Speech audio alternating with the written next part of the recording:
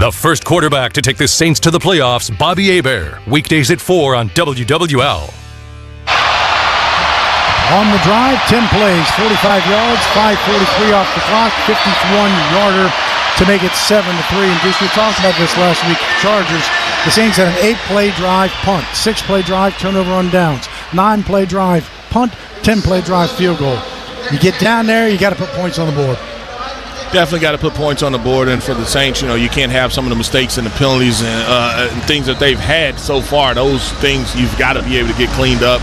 You're able to overcome them, but drops, the mistakes, holding penalties can't happen. Kickoff is at the 5-yard line. Parker Washington brings it back to the near side, turns the corner, crosses the 30, steps out of bounds in front of the Saints bench. So pretty good return as they'll start around the 34-yard line. 29-yard return. Let's pause 10 seconds to let stations identify themselves here on the New Orleans Saints Radio Network. Home of the Saints, LSU, and Pelicans. 870 AM WWL New Orleans, 105.3 WWL FM and HD1 Kenner New Orleans, and Odyssey Station. So Jacksonville has it at their own 34 after the 29-yard return. A line drive by Groupie. Nick Mullins remains in the game. This handoff, big hole up the middle. That's the other draft pick for them. Jordan Howden is on the stop, and that is Jaquindon Jackson. Is that LaQuint Allen? It was LaQuint Allen, rookie out of Syracuse, 7th-round pick, and he picked up 14. Yeah, Isaiah Foskey as well as Vernon Broughton, they have to be able to come off of those blocks right there, and I think that was Stallbird. He's the other linebacker. If he can't make that play, then you end up, Houghton having to be the guy that saves it right there at the end. And it was Charlie Smith, by the way, on the kickoff, not Blake. Jets sweep to the outside to Cephas, who got hurt earlier and just no room to run, as Ugo Amadi, among others, run him out of bounds. Ugo is taking on the block, and he is just trying to string that out to see if any support is going to come from the safety or any of the defensive linemen able to run it down. Does a good job of not only fighting off of the block, but being able to be the guy that makes the tackle there. And so nice job by Ugo Amadi, and from the safety position, Sanker does end up finally getting there, but that's only after a 1-yard, 2-yard gain at best. A 1 yard, you're right. 6 minutes to play in the second quarter, 7-3 Jacksonville. Mullins to throw, does throw, far side, complete. Brought down quickly by the Saints' Jonas Sanker, but that's their wide receiver Trenton Irwin, 6-year man out of Stanford, who makes the catch for 16 yards and a first down. Yeah, right there, the Saints bring pressure off of the edge, and so you talk about Sanker being the deep guy, being able to have to make up some yardage, playing deep on that side of the field, and just too much of a cushion there for the receiver. Down to the Saints' 35-yard line. Under center is Nick Mullins. Play action. Middle of the pocket, plenty of time. Throwing down the sideline, up in the air, and that one is brought down by their tight end. Jonas Sanker was there, but Hunter Long went up on the far sideline and brought it down. Seen some strikes from these quarterbacks to the tight ends, and they are making some plays, and that ball is down the field. Nice job of play action. Saints don't get any pressure, and I don't know if Sanker saw it. He just wasn't able to catch it. That ball is perfectly thrown, and you've got Rico Payton in position to be able to, if it is tipped or overthrown, maybe come up with the interception, but that ball is a dart. Hunter Long with 26, Trayton Welch with 28. Handoff. Rachel Tootin, who takes it down to the 6-yard line between the numbers and the hash marks on the right side. He picked up 3. Amadi Ugo was on the tackle. Yeah, split zone right there. You do a nice job. Ugo, and I think the other guy, linebacker, Stutzman, was able to make the play, but just you got to get some double teams or some guys, defensive linemen, they've got to get some wins up front. 2nd and goal at the 6, moving towards Poydras and the field level sweeps. Mullins under center. Handoff. Rachel Tootin, and he's getting pushed. He got pushed down to the 3 last weekend. He got a ball inside the 5, and from the 4-yard line, his offensive line pushed him into the end zone for his first touchdown. And I think that time it was Vernon Broughton that was able to make that play. He was able to come off that double team. And, sometimes you got to sink. You're going to have to be able to sink. I'm going to be getting two guys push me at one, and one of those guys coming in, one of the bigger guys, number 62, I think that's Jaden Peavy. He takes out Ugo Amadi, and so see if we can get some push here. 3rd and goal. Peavy just signed. Under center is Mullins. Handoff. Goes to Tootin, and this time Tootin does not need anybody pushing as the Virginia Tech Hokie takes it in for the touchdown over the left side, left guard, and a 3-yard score. Yeah, they just go back to split zone. I mean, they go back to split zone, and you had a couple guys that had a shot to be able to tackle him on the backside, and you can't do it. Isaiah Foskey's got to be that defensive end. He forces it inside, but he's too high. You can't tell who the linebacker is that tried to scrape over and make that play right there, but it's not good enough. So Cam Little, the 6th round pick last year from Arkansas, with the extra point, and that is good. Cam Little with a 70-yarder last week. I'm sure we'll talk about it at some point, but that's a touchdown for Jacksonville. 3:21 in the second quarter, 14-3. Jaguars on top here on the New Orleans Saints Radio Network.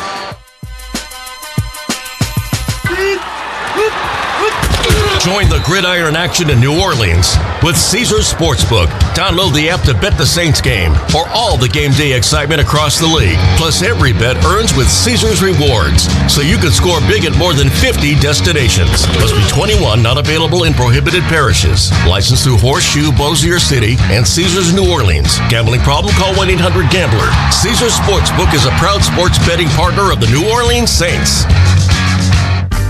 When it comes to excellence, Mercedes-Benz SUVs deliver.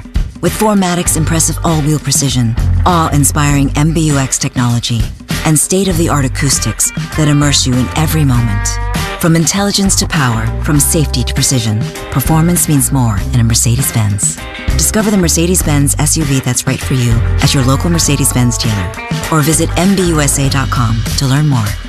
Mercedes-Benz, official luxury vehicle of the New Orleans Saints. Attention basketball fans, the NBA Cup is back for year 3, and tickets for Pelicans Cup Nights presented by Morris Bart are on sale now. Join us at the Blender for these special tournament matchups. Come on down November 14th as we host LeBron, Luka, and the Lakers. Then join us on November 26th for an exciting battle against Ja Morant and the Grizzlies. Check out the full schedule and get single game tickets or a 12-game plan that includes all NBA Cup matchups by visiting pelicans.com/NBA Cup. Termites? Termites? You talking about termites? Hi, I'm Jim Mora. Call Terminix to rid your home or business of roaches, rats, mice, spiders, and termites. Call locally owned Terminix today for a free inspection. Termites? Termites? You talking about termites? Hi, I'm Jim Mora. Call Terminix to rid your home or business of roaches, rats, mice, spiders, and termites. Termite season is here. Defend your property. Call Terminix. Home of LSU football, basketball, and baseball. WWL. Down to Jeff Nowak for this River Parish Disposal Saints Sideline Report. Yeah, guys, in the preseason opener was the final drive of the first half that Tyler Shuck took over for Spencer Rattler. We have Rattler over here warming up, but it does look like you're going to get at least one more Tyler Shuck drive. Chris Olave is over here with the towels. I think you might see some starters start to come out here, but you're going to get the rookie for at least one more series. Jaguar, thank you, Jeff. Jaguar quarterbacks 11 of 14, 124 yards, 8.9 yards each time. The kickoff comes down to Jaden Price, middle of the field, crosses the 35 to the 36. We'll see how the new dynamic rule shakes itself out. That was not in the end zone. I'm just saying it's where you end up starting when it's all said and done. And you do have some of Landon Young in at one of the right tackle positions. Some of the other offensive linemen, and Tyler Shuck is still in the game right now, though. 3:16 to play here in the second quarter. 14-3 Jacksonville. Shuck out of the shotgun. Fires to the far side.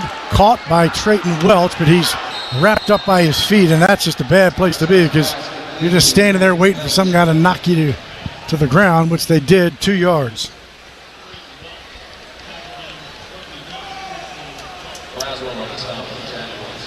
Braswell Christian Braswell, second year out of Rutgers. 2nd and 8. Kevin Austin, Welch, Cedric Wilson to the near side. Shuck out of the shotgun. Looks to his right, throws to Cam Akers. Needs to make one miss. Lowers his shoulder, knocked out of bounds near the 40-yard line. They will call it the 39-yard line. Need to get to the 46 for a first down. So big third down coming. And the Saints don't have to run another play here before the 2-minute warning. Let's see if they do try to get one off, and how the quarterback just turned around. I do not think that's going to be the case. They are going to talk about it, and so talk about it over third down, see if they can kind of get on the same page, make sure they can convert, and then you'll go into your 2-minute offense with 3 timeouts left. That's where Shuck came in last week against the Chargers, and so that is the 2-minute warning. 14-3, Jacksonville on top. Saints have it with a 3rd and 7. Back when we return here on the New Orleans Saints Radio Network. Sing, play, live. Squeeze every ounce of life out of every day. Memorize every sunset, every face you love, and climb every obstacle until you can't go higher. With Louisiana Blue, you're free to live your life, to grow wings. That's because you've got the compassion of the cross, the security of the shield, and the comfort of blue behind you. Your Louisiana Blue card opens doors to top doctors to care for you, so you can stay healthy, happy. Make every moment yours, every day memorable. Live your life wide open. For 90 years, we've kept you covered, Louisiana, so you can keep moving, keep living your life. Live, Louisiana. We've got you. Louisiana Blue, Louisiana True. Flight by Yingling is the next generation of light beer. For those who don't follow trends, but craft them. Flight by Yingling is 12 ounces of uncompromised refreshment from America's oldest brewery. With only 2.6 grams of carbs and 95 calories, this is premium refreshment 6 generations in the making. Don't just raise a glass, raise the bar. Flight by Yingling. Available wherever beer is sold. DG Yingling & Son Incorporated, Pottsville, Pennsylvania. Please enjoy responsibly. Looking for a new job or career in the transportation business? Do you or your spouse have truck driving experience? John Fayard Moving and Warehousing, the official moving partner of the New Orleans Saints, is looking for experienced team and solo Class A CDL drivers to join their family-oriented team. Benefits with John Fayard include competitive pay structure, major medical, dental, and vision insurance, recruitment and retention bonus, paid vacation, paid holidays, and more.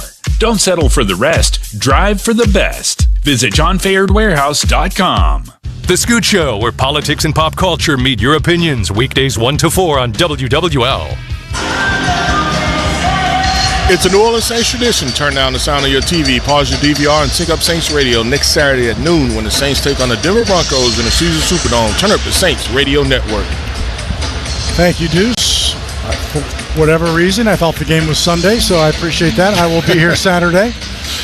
Yeah, if you come Sunday, we're going to have some problems.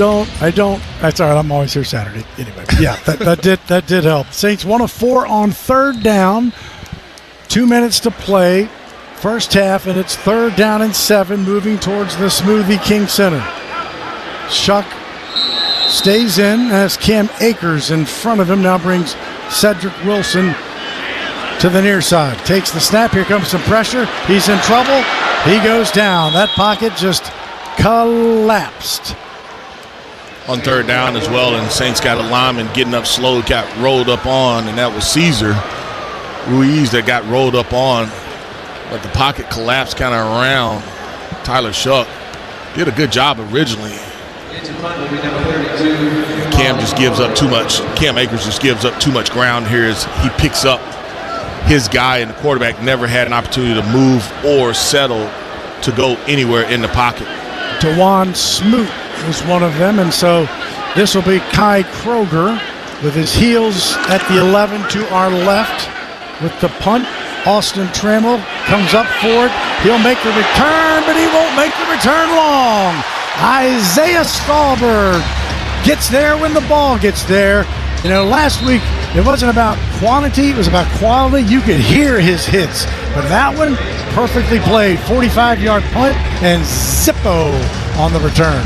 As a young man that is battling for a position, saw it earlier, I think, on the punt. He wasn't able to make that tackle. That time, he was not going to miss that tackle. And so he was all over the field from a defensive standpoint in the last game against the Chargers and had a pretty good showing against the Rams. But he is a young man that is trying to make a football team.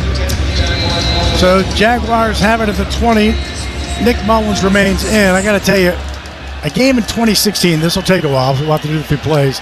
He had 591 yards in a game against Rice. Back to throw. Complete to Alan Trammell, knocked out of bounds in front of the Saints bench.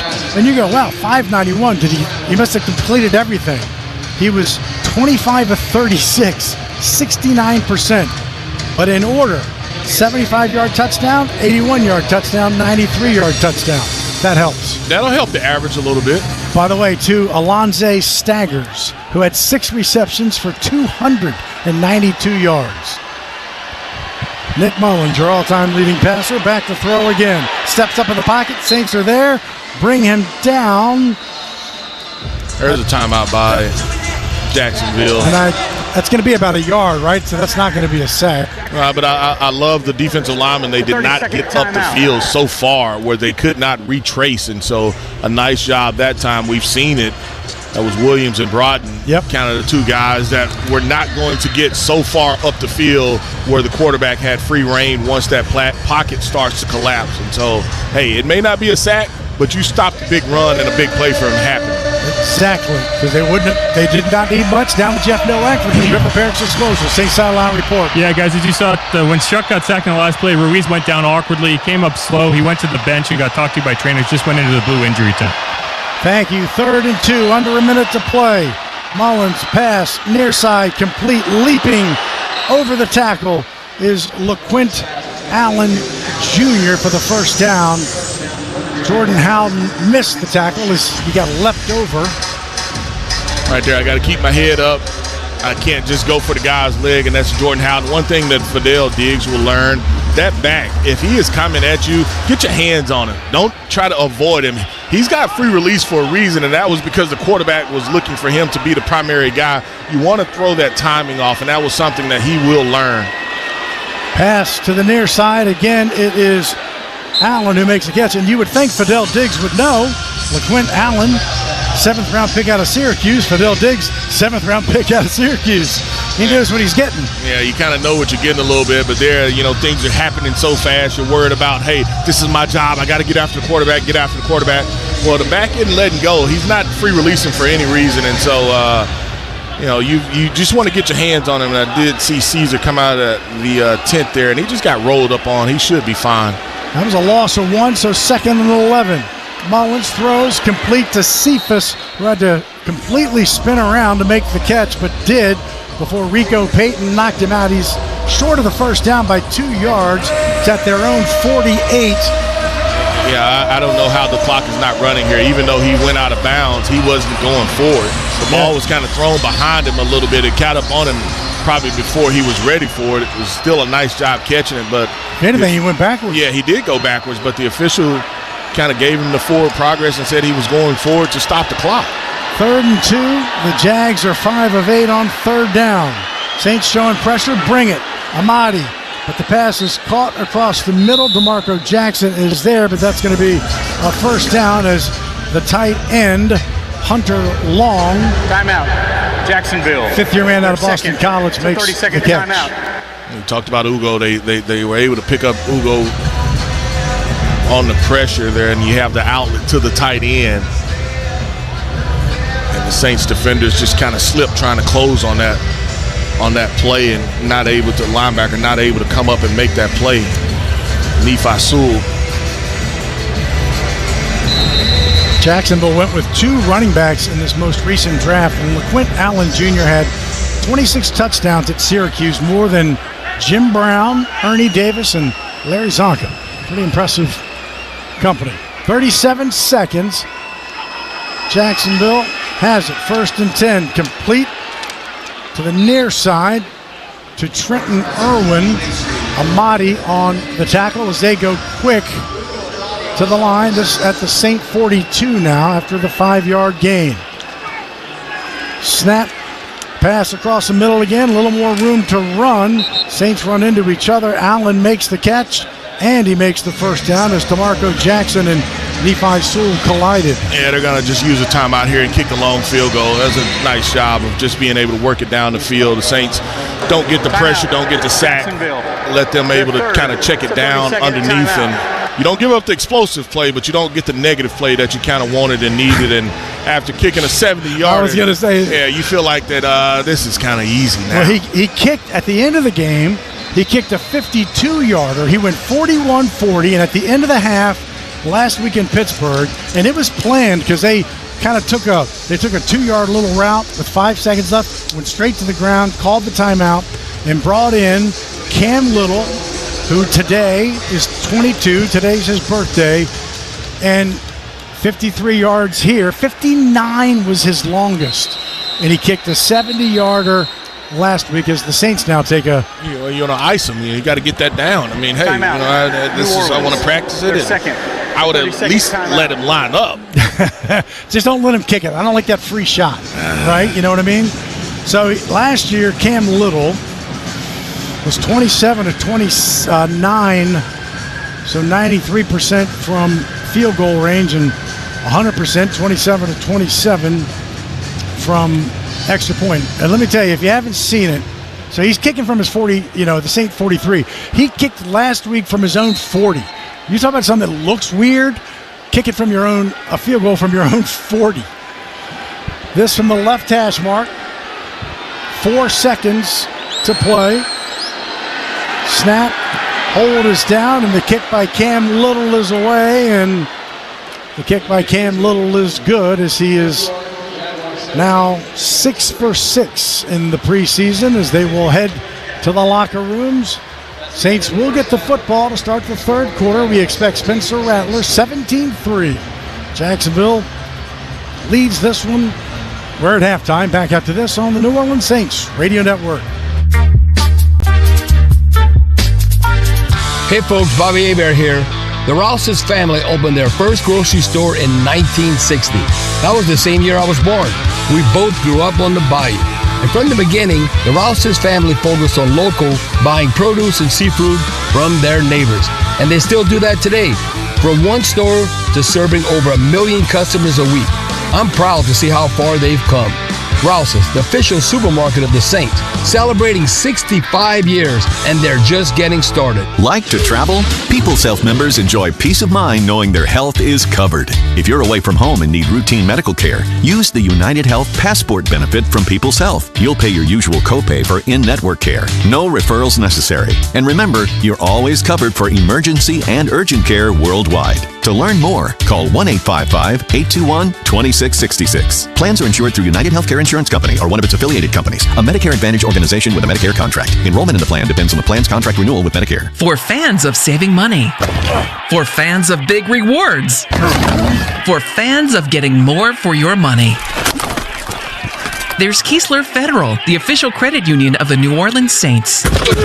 Saints fans, open your free high-earning checking and see what it's like to get better rates, better returns, and better service. Join a winning team. Keesler Federal, the official credit union of the New Orleans Saints. Membership and credit eligibility required. Federally insured by NCUA. That feeling when you walk in with your hands full of McDonald's and the heads start turning. Something bold, something savory, something sweet. You don't have to say a word because the bag says it all. Get your favorites for under $3, like golden small fries or a savory sausage biscuit. And yes, the legendary ranch snack wrap is back at a legendary price. Just $2.99. McD comes through with more than you expect. Prices and participation may vary. Cannot be combined with any other offer or combo meal. Drew Brees here. The B1 Bank first half breakdown coming to you after this. Home of the Saints and NFL, the sports giant, WWL. Time now for the Rouse's Markets halftime show. Rouse's, official supermarket of the Saints, celebrating 65 years, and we're just getting started on the New Orleans Saints Radio Network. Here's Steve Geller. Welcome into the Rouse's Market halftime show. The Saints trail the Jacksonville Jaguars 17-3 at the half here in the Caesars Superdome. Looking at some of the first half stats from the team side of things. First downs for Jacksonville, 15 compared to the Saints, who had 4. Third downs, Jacksonville was 6 of 7. The Saints just went 1 of 5 on their third down conversions. Total net yards, Jacksonville has 232, New Orleans 70. Time of possession, Jags leading there as well, having 17 minutes, 39 seconds compared to the Saints with 12 minutes and 21 seconds. Some of the individual stat numbers, Tyler Shuck taking all the snaps in the first half under center for the Saints, was 9 of 12 passing, 66 yards. Trayton Welch, the leading receiver for the team, 2 receptions, 30 yards. Looking at the rushing numbers for the Saints, it was just Kendra Miller, 6 attempts, 21 yards, averaging 3.5 a carry. Saints trailing the Jaguars here 17-3 in the Caesars Superdome. Preseason game number 2. We'll get the Cajun Cannon's thoughts right after this, so stay tuned on the New Orleans Saints Radio Network. Ball is snapped. The quarterback fakes a throw left, hands off right. Power outages in New Orleans have become as common as wearing black and gold on Sundays. But with Craig's Electrical and Generator Service, you never have to miss a minute of the game due to a power outage. Craig has generators starting at just $149 a month with a 10-year warranty. When the power goes, Craig's comes on, so you never miss a minute of your game. More Monday Night Football after these words from our sponsor. Craig's Electrical and Generator Service. Visit Craig'sElectrical.com. Saints fans, Cam Jordan here. Get ready for game day at the Saints VIP tailgate brought to you by BullseyeEventGroup.com. The VIP tailgate is 3 hours prior to kickoff before every Saints home game next to the Superdome at Benson Tower. Bullseye Events Group's Saints VIP tailgate is open to all ages, features a premium buffet by Food Network chef Aaron May, and a premium open bar for 3 hours. Start Saints game day the right way. Get your Saints VIP tailgate tickets today at BullseyeEventGroup.com. Entergy Louisiana is strengthening our power grid from Lake Charles to Baton Rouge, Metairie to Monroe. Our blueprint covers the state. Nearly 10,000 projects, over 11,000 miles of transmission line. We're reinforcing infrastructure to prepare for stronger storms, reduce outages, and respond quicker when you do need us. We're making stronger connections in every community because together, we power life. I'm Clint Romig with Marsh McLennan Agency. We're a global provider of business insurance, employee health and benefits, and private client services. And here, we have deep roots and relationships that go back 80 years throughout Southeast Louisiana. We're a strong local company offering all the latest technology, services, and business resources that Marsh provides clients globally. And that's why our motto is world-class, local touch. Visit us today at marshmma.com. Marsh McLennan, proud partner of the New Orleans Saints. Can't get enough of Saints football? Follow us on Twitter, WWL Radio. Welcome back into the Rouse's Market halftime show. Shop Rouse's official supermarket of the Saints. Now joined by the Cajun Cannon, Bobby Hebert. Rough start for the Saints in this preseason matchup against the Jaguars. Cannon, before we get into the negatives, I want to lead off at least a positive first. What'd you think of Tyler Shuck's performance in the first half? Well, on that one drive, he was very efficient, but Chris Olave catch the ball. Aren't y'all number one receiver? I mean, that's a drive killer. I mean, all of a sudden, Shuck takes him. We go 10 plays, 45 yards. And we have to settle for a 45-yard field goal because it was 3rd and 7, and Chris Olave drops the first down catch. And that made it 7-3. But looking at, I guess, the good and the bad, start with the good. Yeah. I mean, that was unbelievable, this play. The play of the game, or a couple of plays of the game to me, was that Welch catch. Absolutely. Shuck to Welch plus 28. That was a great throw and catch. That's about as good as it gets. But you have to do that about, I don't know, a handful of times, or at least 3 times a half. So that was one time. And then to me, this was outstanding on special teams. And last game against the Chargers, you had 4 special teams tackles. Look at that punt coverage by Stallbird. That was unbelievable. So to me, that was the good. Now, the bad, I mean, here's Trevor Lawrence. He stopped himself. I mean, you look on their first drive. We gave it to us, literally. Yeah, but we did not get off the field. Too many missed tackles that I'm looking at. They were 1st and 10 and 11-yard line. Trevor Lawrence hits a turf monster, so he fumbles the handoff, so we +1. in the turnover margin in. But then when we finally got the ball, I don't know, how can you be positive it's 3rd and 30? Oh, we had a good run for 13. Again, it was 3rd and 30 yards. And Shuck gets a penalty, intentional grounding. Yes, it was intentional grounding. No, he's throwing it to a lineman. And then on the first drive, instead of going forward, we're going backwards. So that's what occurred there. Now, when Trevor Lawrence, who's going to be their starting quarterback, played the first 2 drives. Now, the next time around, they go 8 plays, 55 yards. He hits Washington. Missed tackle on the touchdown. I think DeMarco Jackson, plus 7-yard touchdown. So now, we're losing 7-0. Next time we got the ball, we went 3 and out. Then we got the ball back in second quarter. It looks like we're doing a little bit. Kendrick Miller has a plus 12-yard run, but you know what? No, holding penalty. It doesn't end up counting. And then Shuck hit Welch, like I said earlier, that 28-yard throw. That was outstanding. But on that drive, Shuck was awesome. He should have been 6 of 6 on that drive, but he was 5 of 6. The one incomplete. Olave dropped it on that 3rd and 7 to continue to drive. That's why we had to go to 45-yard field goal to make it 7-3. I don't know. Still, we don't have no pass rush overall. Now, Bobby, who's playing? I know, but then it's all depth. Guys that we're counting on. So I think no pass rush overall.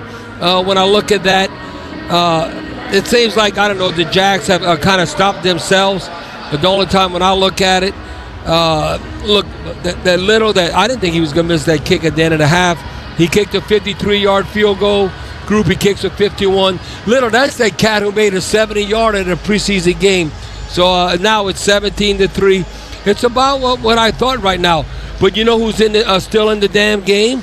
And he played the first half, and he's on a first-round pick? Cesar Ruiz. Oh, okay, why is Cesar Ruiz in the game? Because he didn't do anything in the Rams practice, and he ain't done that this year. Come on, Cesar Ruiz. I'm not saying you got to be McCoy and outstanding, but it has to be 1 and 1A. So, I don't know. I might keep playing Cesar Ruiz till you actually block somebody. That was the Cajun Cannons halftime thoughts here on the Rouse's Market halftime show. Just moments away. Stick around for more exciting Saints play-by-play. Deuce and Haas brought to you by Ochsner Health. Long live you, long live the Saints. Be back with even more on the New Orleans Saints Radio Network. It's a wrap on the Rouse's Markets halftime show. Rouse's, official supermarket of the Saints, celebrating 65 years, and we're just getting started. Stick around for the second half on the New Orleans Saints Radio Network. Let's go, my kiddos! Rise and shine! I am tired of early morning alarms and sitting in carpool lines. I want to relax with a spa day. No more family meetings. I want a family outing. My to-do list has taken over. How about a to-dream list instead? First up, play Coastal and go have some fun for fun's sake. Make a vacation declaration of your own and start planning your escape to the Mississippi Gulf Coast at coastalmississippi.com. The year 1975. The New Orleans Saints move into the Superdome and establish a home field advantage feared around the league. Soon after, Ford F-Series begins its reign as the best-selling truck in America. And Ford trucks have kept that win streak alive for 48 straight years. Ford F-150, an official truck of the New Orleans Saints. See your Southern Quality Ford dealer today. CCI Productions is an XL printing, design, fabrication and installation, and finishing company known for their accuracy and precision in branding spaces and events. Let their team of graphic solutions specialists provide you with professional consultation, creative conceptualization, high-quality production, and expert execution. Learn more today at ccIproductions.io. CCI, official partner of the New Orleans Saints. You know, working with people and being a part of people's lives, from an engagement ring to a wedding band. Before you know it, the wedding day is here and groom and bride are exchanging gifts on that day. And not too long after that, there's baby gifts to have. And I just enjoy being part of other people's family, saying, Mr. Friend did my engagement ring and he did my mom and dad's engagement ring. My name is Ken Friend of Friend & Company Fine Jewelers. You've got a friend in the jewelry business. Be the first to know the latest on the Saints. Join the Big Talkers Club at WWL.com. Time now for Keys to the Second Half. Brought to you by your local Toyota dealers. A couple things that you want to see better this third quarter and fourth quarter is you want to see these guys come out and compete a little bit better. I thought defensively just gave up too many runs, too many big plays, not enough of the pass rush. Offensively, too many mistakes. You had drops, had penalties, got behind the chains. Give the quarterback time. Give him a clean pocket. The first drive, 2 negative plays really out of the gate. You had the first down, or at least 4 yards on the first play. Then you had a penalty. Then you had a rush, or at least a quarterback got rushed on the next play, and then you're 3rd and 30. Can't play like that. And so you were able to get 3 on the board. You get the ball to start this third quarter. You need to come out and kind of get the ball in the end zone. And it's Velus Jones who takes it, and he won't get far. He crosses the 20, took it on the far side and started to bring it to the near side, but Rayon Lane, the 6th-round pick out of Navy, the midshipman. And man, some of the numbers from that first half, 232 total yards for Jacksonville, 70 for the Saints. They ran 17 more plays. Yeah, well, they had 232. You had 70. 70 total. It's a good drive. Tough first half. One drive. So we'll see what Spencer Rattler can do. Spencer Rattler hands it off up the middle. Short gain to the right side. Yeah, it should be Hilaire. Yep, Clyde Edwards-Hilaire, the Baton Rouge Catholic running back, and Danny Strigo, the rookie out of Minnesota, brings him down 3 yards, so 2nd and 7. Yeah, split zone starts on the left side, ends up on the right side right there, just being able to try to find a soft spot in that against that defense. Landon Young at that right tackle, and Shane Lemieux, I think, is at that left guard. Rattler to throw, does throw. Hilaire avoids a tackle and has a first down up across the 35 on the near side. Pass from Rattler to Hilaire, and he did the rest and picked up the first down. I love what Landon Young did there. You see the wrap or the loop, and the defender is late to get there. So Landon Young goes to help. He goes to help to clean it up. Now, that forces the quarterback to probably be a little bit sooner or quicker with the ball than he wanted, but he gave at least a clean pocket to the quarterback in that opportunity to be able to check it down to Clyde. Saints at the 35. Hilaire has it, caught from behind, but not until he crosses the 40 between the numbers and the hash marks. That's a terrible spot. They're calling him back almost shy of the 40. Between the numbers and the hash marks before being brought down by B.J. Green. Yeah, Simpkins a little bit, the center, a little slow to get up, but he does get up. And gain of 4 or 5 there so far. Yep, 4 yards. Simpkins played 97% of the plays last week. Think that was in his head going in? Don't think so. Rattler to throw. A little dump-off pass to Hilaire on the near side. Lowers his shoulder, still on his feet. Lowers his shoulder again and pumped up. That was to Clyde, 4 times, 5 times as far as touches are concerned. And that time they don't wrap him up, and he doesn't go out of bounds. He's able to drop that shoulder, and they never are able to get him out of bounds. And so we've seen some defenders kind of go in wild and loose, and that time Clyde wins. High formation, 3rd and 1. Rattler gives it to Hilaire. Another bad spot. Okay. Lines up at the fullback position. It's just fullback belly. Sure. They're gonna give is it a chain measurement or is it up top measurement? But it's a poor measurement, poor spot, whichever. It's back-to-back poor spots. That Clyde Edwards-Hilaire had to cross the 45 and not even get to the 46 to be a first down. So it's going to be the up top as the chains. It's a virtual. Yep. It's a virtual. Trying out all the new toys. If virtual tells you that the ball is in the left arm and that was the way that he fell going forward, then virtually it should be a first down. And I would say, you want it to be right, but I do love the chains coming out there. I do love every once in a while grabbing a credit card and going, did he make the first down? It's suspenseful. It's nostalgia for you. It's a credit card. I'm pretty sure it's not a credit card. Maybe. There it is. Virtually, we saw the So now sign. I love virtual. Virtual's the best. That's what they should have been doing all the way. First down. Clyde Edwards-Helaire. This is his. He got to do the Who Dat chant, and now he's taking care of this whole drive. It is the first rushing first down for the Saints in the football game, and they've got it at their own 46. Bayless Jones is the deep back. Rattler under center, play action. Middle of the pocket, throwing deep.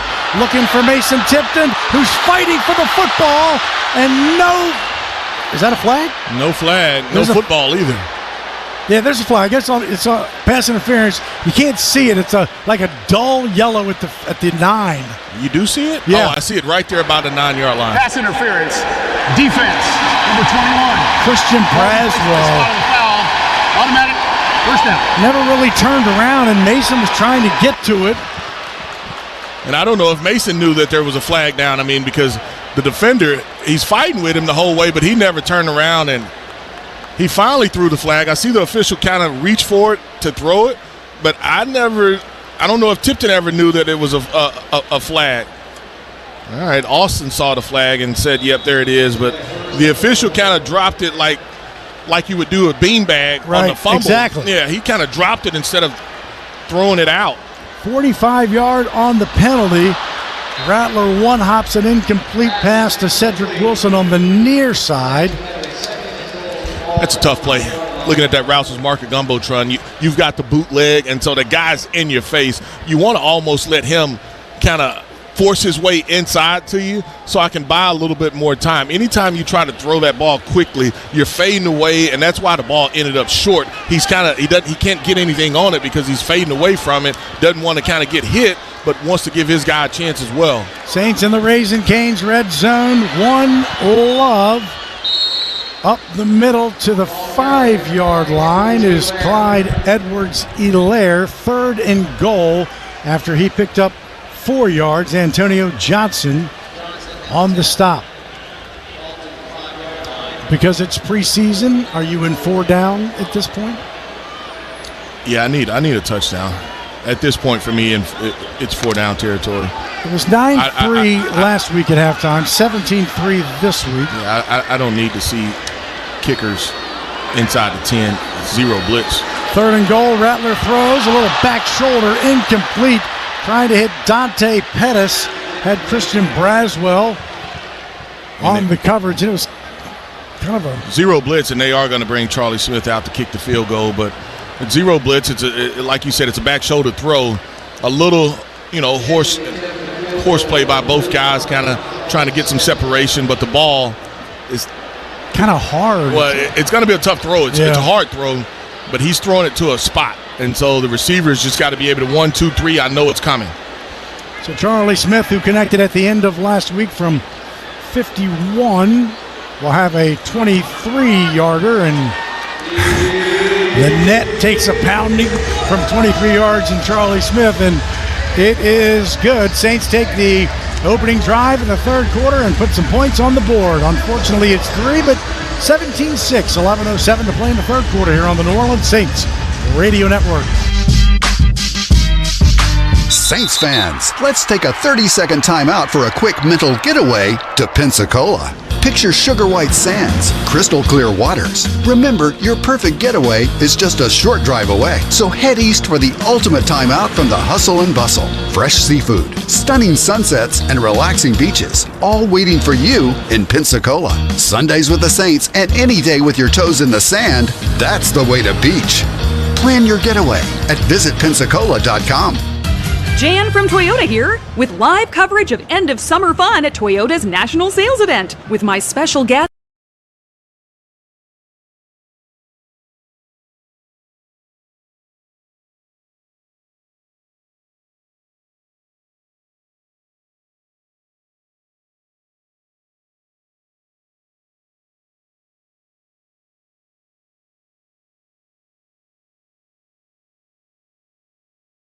Ball that was caught on the hop by Bart, but catchers are, they're used to trying to just push it in front of them. If he keeps the ball in the glove, Pete stays at first. He pushes it down to the ground, Pete takes off. Happ swings and fouls it back. The count 2-2 with Crow Armstrong at second and just one away here in the second inning.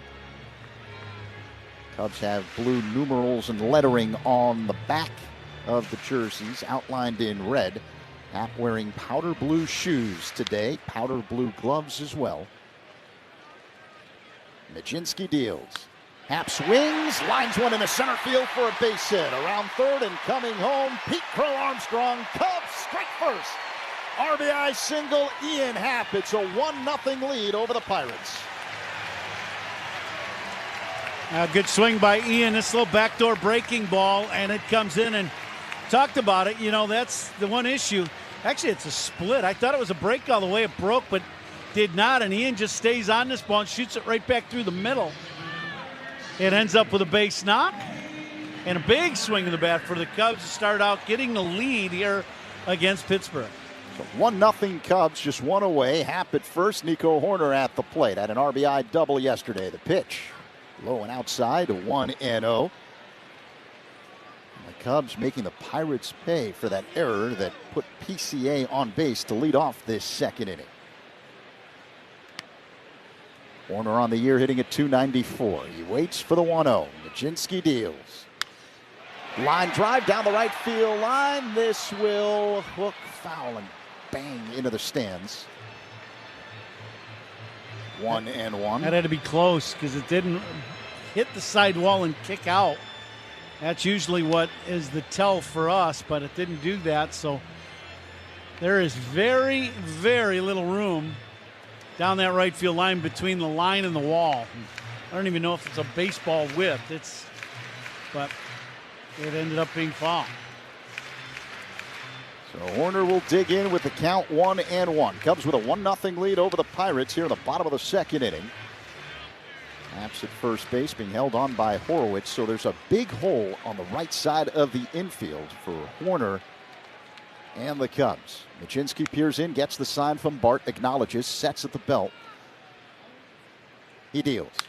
Line drive down the right field line. This one hits off the netting, foul above the tarpaulin. 1-2. Now Nico saw the two-seam fastball for the punch out to Kelly, and he's covering that outside corner.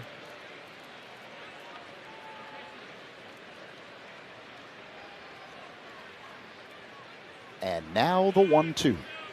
Horner swings, and it's a high fly ball right center field. Playable for Simon, who's under it, makes the catch. 2 away as Happ has to retreat back to first. And that'll bring up Dansby Swanson. Well, when that ball left the bat, I thought it had a chance to be a gapper by the way it sounded, and it came off the bat hot. But as I see the replay on my monitor as we're talking about it, Nico got it off the end of the bat a little bit, and that's what stopped it from kind of getting out to that 368 mark. So here's Swanson hitting at .248 on the year with 18 home runs. Happ at first, 2 away. The pitch, low and outside, 1-0. Pirates wearing road gray uniforms with black numerals and lettering outlined in gold. Black caps, a gold letter P on the front. Black socks. Majinski deals. And Swanson swings and taps it foul at the plate. That one took a bite out of the catcher, Bart. 1-1 the count. And that was direct hit right in the mask. You could hear it back here. Bill Cuzzy going out to the mound to give Bart a little chance to get the cobwebs out. And that's no fun for the catcher, Bart.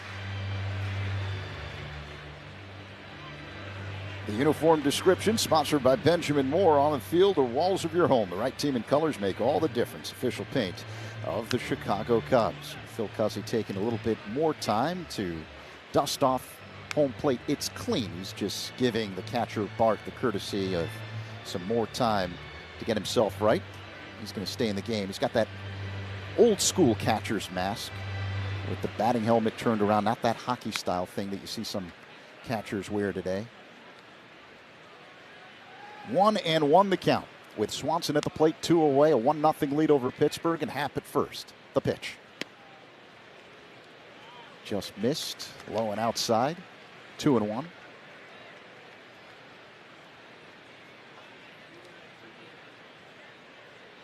There's a breaking ball from Majinski. The 2-1. Swanson, it's a high fly ball, deep center, going back. Sawinski at the track near the wall has a play as the wind knocks it down, and Sawinski makes the catch for out number 3. Happ stranded on the bases, but not before he gives the Cubs the lead with an RBI single. 1-0 Cubs over the Pirates after 2 on the Score on the Southwest Airlines Cubs Radio Network. Cubs Talk with Spiegel and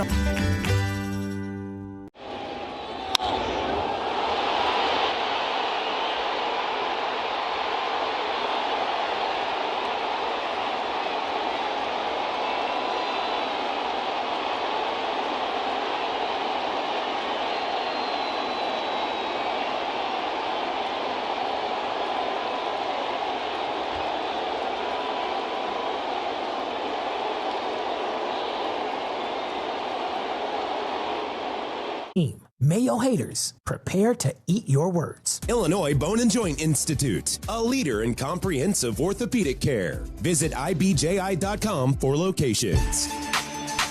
Cubs lead 1-0 here in the third inning. It was 77 degrees at the start of this one with a 1:20 beginning. Our time and temp sponsored by Circus Sports Illinois. Bet like the pros and download the Circus Sports app today. Here's Zach. Judson, thank you. Ricky Betancourt is along as well, our engineer today, helping us blast through the speakers of your radio as well as all of your smart devices. Javier Assad deals, and Joey Bart looks at a strike, a sinking fastball right at the bottom of the zone, 0-1. Cubs with a 1-0 lead here in the top of the third. Ian Happ, an RBI single in the second. Assad deals, Bart swings, and hits one softly on the ground to short. Fielded between the legs by Swanson. His throw across in time. One away as Bart is retired. Nice pitch again by Javi, and that's that same two-seamer that we're talking about, and that's another ground ball. So I got 1, 2, 3, 4, 5 ground balls and a couple punch-outs and a bloop double. So Javi looks very sharp today with that two-seam fastball and a little slider. Isaiah Kiner-Falefa at the plate, right-handed batter. And he looks at a strike from Assad, a fastball on the inside corner, 0-1. All reviews in this game sponsored by Northwestern Medicine. Second opinion's always a good idea. Get yours at Northwestern Medicine. The next pitch misses low and outside, 1-1 the count. Assad has always been at his best against the Pirates since 2023. He's 2-0 with a 1.65 ERA against Pittsburgh. As that pitch misses low, 1-1. This is his 4th start against the Pirates.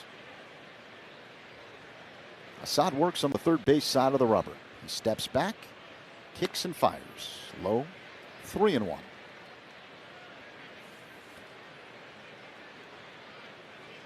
I should mention the RBI by Happ is a reminder that RBIs by Cubs batters are sponsored by Old National Bank. The 3-1, Kiner-Falefa grounds one up the middle and through for a base hit. So a one-out single for Kiner-Falefa and the Pirates here in the top of the third. Cubs with a 1-0 lead. Old National Bank, where relationships and results matter. Get old. Now another ground ball. This one finds a hole back through the middle as Falefa pulls this ball just to the shortstop side of the mound. And Dansby playing around towards the pull side. This one just rolls back through the middle. One thing with the Sada on the bump, the double play always comes into play, but so does the hit and run for opposing teams. Throw to first, diving back in safely, Kiner-Falefa, who's got 15 stolen bases this year. The batter, Ronnie Simon, the leadoff man, has a .232 average in 56 at-bats. And the pitch. Simon swings and fouls it out of play off to the left. You may remember that Simon started the year with Miami, and early on in the season, he committed 3 errors in a game for the Marlins in San Diego. Got really emotional. The manager had to come out and console him at one point. Here's the 0-1. That's outside. 1 ball and 1 strike on Simon. Eventually, Simon was designated for assignment by Miami and picked up by Pittsburgh, and here he is. Switch hitter batting from the left side. The pitch. Foul back by Simon, 1-2. 25 years old, out of the Dominican Republic. But yeah, it was a big deal. He was crying, and just goes to show that this game, it takes a lot out of you emotionally. And these players, they're human. They're human just like the rest of us. Throw to first, diving back in safely again. Connor Falefa, that's 2 throws over now by Assad.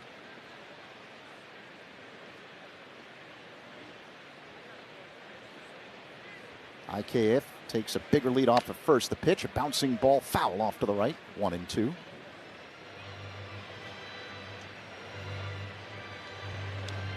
IKF. That's what they call him, Isaiah Connor Falefa. Yeah, got it. Yeah. It's kind of like PCA, but different. Yeah.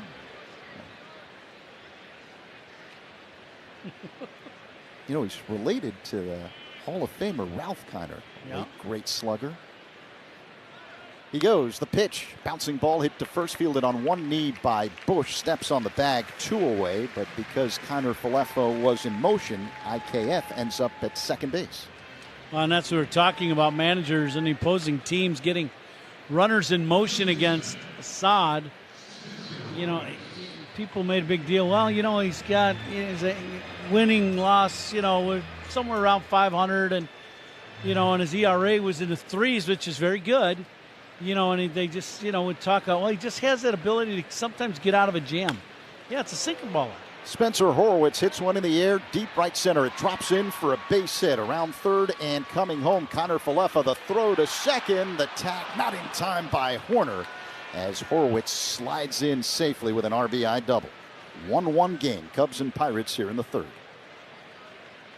Well, now you see what I mean about getting the runner in motion and how important that is to get an extra 90 feet. One of the few pitches Javi leaves in the middle of the plate, a 2-seamer. Horowitz squares this ball up and dumps it in the gap between Crow Armstrong and Tuck. And because it's right in the middle, run scores easily. Horowitz, who runs pretty well, ends up turning this into a double. Now Brian Reynolds at the plate. He doubled his last time up. Here's the pitch by Assad. Reynolds fouls it back off the screen, 0-1. We're coming in live all season long from the Invesco QQQ broadcast booth, proud ETF partner of the Chicago Cubs. Cubs 1, Pirates 1, 2 away. Top of the third. The go-ahead run at second base in Horowitz. The pitch to Reynolds. Line drive into center field. Drops in for a base hit. And Horowitz being held at third. Ball cut off by Bush. An excellent throw by PCA from center field. But Pirates have men at the corners here with 2 away, and their cleanup man, Tommy Pham, due up. Well, that's surprising. You know, to me, to hold the runner, Horowitz runs well. And Pete Crow Armstrong caught that ball deep in center field. I'm really shocked. It's great for the Cubs that he held him at third with 2 outs, but that should be a run. So here's Tommy Pham, Coombe, with 2 away, men at the corners for Pittsburgh. A 1-1 game here in the top of the third. Assad deals, Pham swings, hits a fly ball, deep right, going back. Tucker makes the catch over his head, just short of the track for out number 3. Pirates leave 2, but score 1 to tie up the game. Middle 3, 1-1 ball game on the Score and the Southwest Airlines Cubs Radio Network. Take the Cubs with you in the Chicagoland area on the free Odyssey app. We are the Southwest Airlines Cubs Radio Network. Here's a club you want.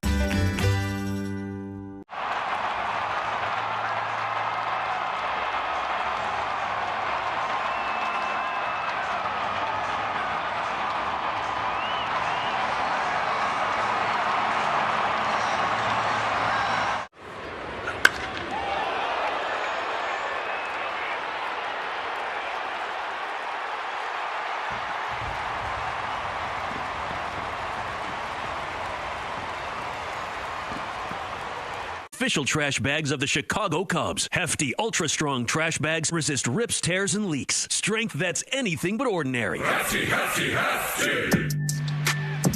Knotted at 1 here in the bottom of the third inning at Wrigley Field. Matt Shaw will get the Cubs started. Who's on deck? Brought to you by TimberTech. Decking and railing, everything wood should be. Visit TimberTech.com. Here's Zach. Thank you very much, Judson. Shaw hitting .316 over his last 7. Right-handed batter against the right-hander Majinski, who starts him off with a curveball that floats into the zone for a strike. 0-1.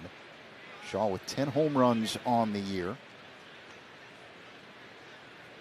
Open stance, uses a toe tap, hits out of a crouch. The pitch.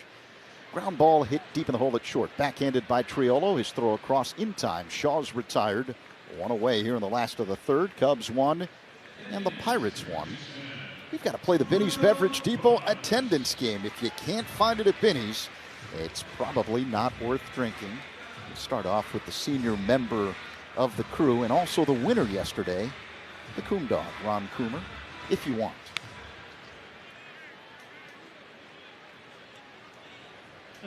You're looking at me like I'm crazy. Michael Busch at the plate. Machinsky kicks and fires. And Busch looks at a strike, 0-1. That's not a first. But and again, what did I do this time? No, I just said there's no one really sane in our booth on a daily basis, so don't feel like you're the oddball. If people hurt us, they know. Yeah, good point. I will say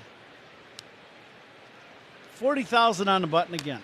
Busch swings and taps it foul at the plate, 0-2. So 40,000 on the button. The attendance yesterday, what was it? It was 40,062. It was 40,044 in the opener. The pitch. That's low and outside, 1-2 on Busch. So if you're me, I'm going to go 40,100. It's a Sunday, giving away bobbleheads today, right? The Dansby and Mallory Swanson bobblehead. The 1-2. Shot right back to the mound. Fielded by Machinsky on a high hop. The flip to first in time. 2 away as Busch is retired.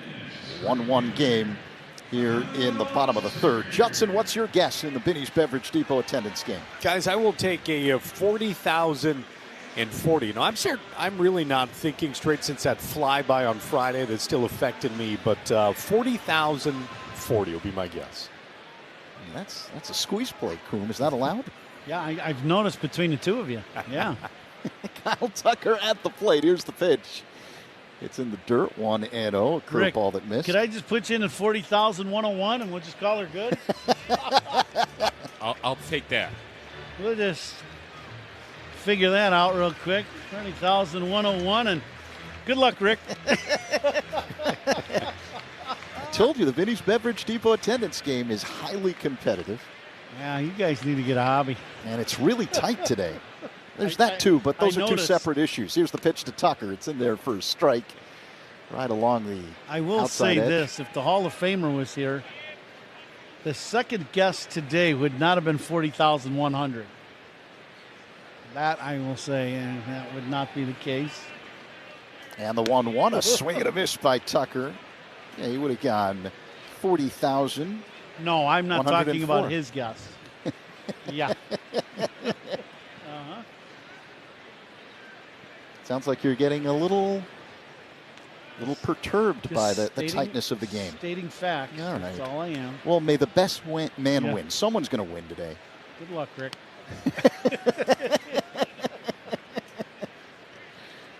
Tucker waits. Here comes the 1-2 by Machinsky. A swing and a miss, strike 3. Cubs go down in order in the third. We head to the fourth, 1-1 game. Cubs and Pirates on the Score on the Southwest Airlines Cubs Radio Network. Great Cubs guests all season long. Rahimi. A snack that Freddie cannot resist. I would have to say chips and guacamole. Organic mango, yep. Is that because of the strong Dominican contingent in the major leagues, bro? Has anybody ever struck out and gone crazy and smashed the cooler full of mangoes? Nah, our team's not really into smashing each other's stuff, I guess. Are you a seasoning guy? You like to drown your stuff in dips and sauces? No. Gotta watch my figure. And it looks great, brother. I appreciate it. Very sexy man. Yeah, Let's go, Freddie Freeman, ladies and gentlemen.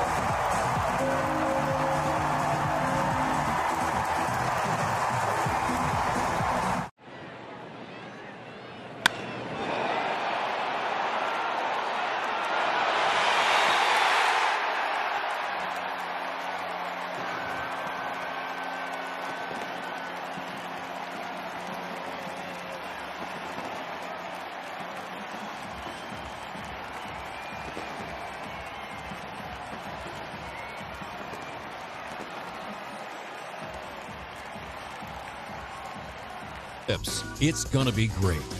James Hardie Building Products knows how important your home is. That's why they're rated the #1 brand of siding in North America. James Hardie is proud to sponsor the Cubs. James Hardie Building Products, siding with the Cubs. Out-of-town scoreboard sponsored by Club Citgo. Download the Club Citgo app now and instantly save 23 cents per gallon on your first fill-up. Those Brewers have won 14 in a row. They are in the 6th inning, scoreless with the Reds. Yankees and the Cardinals also scoreless in the 3rd inning. Zach? Judson, thank you. Nick Gonzalez at the plate to lead off the top of the 4th for Pittsburgh, and he looks at a slider for a strike from Javier Assad. 0-1 the count. 1-1 game, Cubs and Pirates here in the 4th. The next pitch is a swing and a miss. So Gonzalez in the hole, 0-2. We'll get you a station identification as time permits. As Assad works quickly, here comes the high leg kick and pitch. That's low and outside. 1 ball and 2 strikes, a slider that missed.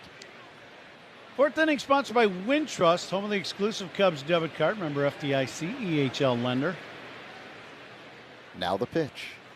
Gonzalez lines one into right field for a base hit. Leadoff single here in the 4th for Gonzalez and the Pirates. Let's pause 10 seconds for stations to identify themselves on the score in the Southwest Airlines Cubs Radio Network. Covering the Cubs and all of Chicago's teams on the Spiegel and Holmes Show. Afternoons 2 to 6 on the Score and the Southwest Airlines Cubs Radio Network. WSCR Chicago, WBMX HD2 Chicago, an Odyssey sports station. Alongside Ron Coomer, Zach Zaidman in for Pat. Jack Sawinski at the plate, top of the 4th. 1-1 game, Cubs and Pirates. Here's the pitch to Sawinski by Javier Assad. It's in there for a strike, 0-1. Nick Gonzalez at first base after a single to lead off the frame. Assad deals. Sawinski looks at a ball outside, 1-1. Assad a little frustrated after that base hit to Gonzalez. He threw a 2-seamer away, and it came back to the plate, and it was up. If it was down, it'd probably be a good pitch. Last pitch low. A sinking fastball, so 2-1 on Sawinski, who grounded out his first time up. Left-handed batter with excellent power. Assad works his motion. Sawinski pounds it on the ground, foul off to the right, 2-2. With the defensive alignment of the Cubs right now, Matt Shaw is essentially vacated 3rd. He's playing where a shortstop normally would, between 2nd and 3rd. Assad delivers, and this one is tapped foul at the plate, but not before taking a bite out of Sawinski. Got him in the leg. He's kind of limping around behind home plate, trying to regather himself. The defensive alignment sponsored by Fitzgerald Equipment. Material handling handled. Learn more at FitzgeraldEquipment.com. I'm looking at Sawinski. He doesn't have one of those shin guards, toe guards. Yeah, he's not a strict pull guy. That's why he doesn't hook a lot of balls into his front foot. The 2-2. Sawinski fouls it back out of play. So he's got to be in a lot of pain right now after that foul ball earlier. Yeah, it doesn't feel good, that's for sure. Gonzalez at first, being held on by Bush. No one out here in the 4th. The 2-2. Fouled off the netting to the left by Sawinski. I said we'd keep an eye on this weather conditions here. Kind of the clouds rolling in. Still bright here, not dark or rain feared situation, but the wind has picked up here at Wrigley and is blowing straight in, and it's during batting practice it wasn't blowing hard at all, and now it's picked up to where it will definitely affect a ball to straightaway center, and I think that's part of the reason Dansby's ball didn't go out of the park right at the wall in left center. Yeah, to end the 2nd inning. That last pitch, a breaking ball low. So Sawinski has worked a full count here. No one out in the 4th. 1-1 game, man at first. Throw over by Assad. Lollipop throw, so easily getting back Gonzalez.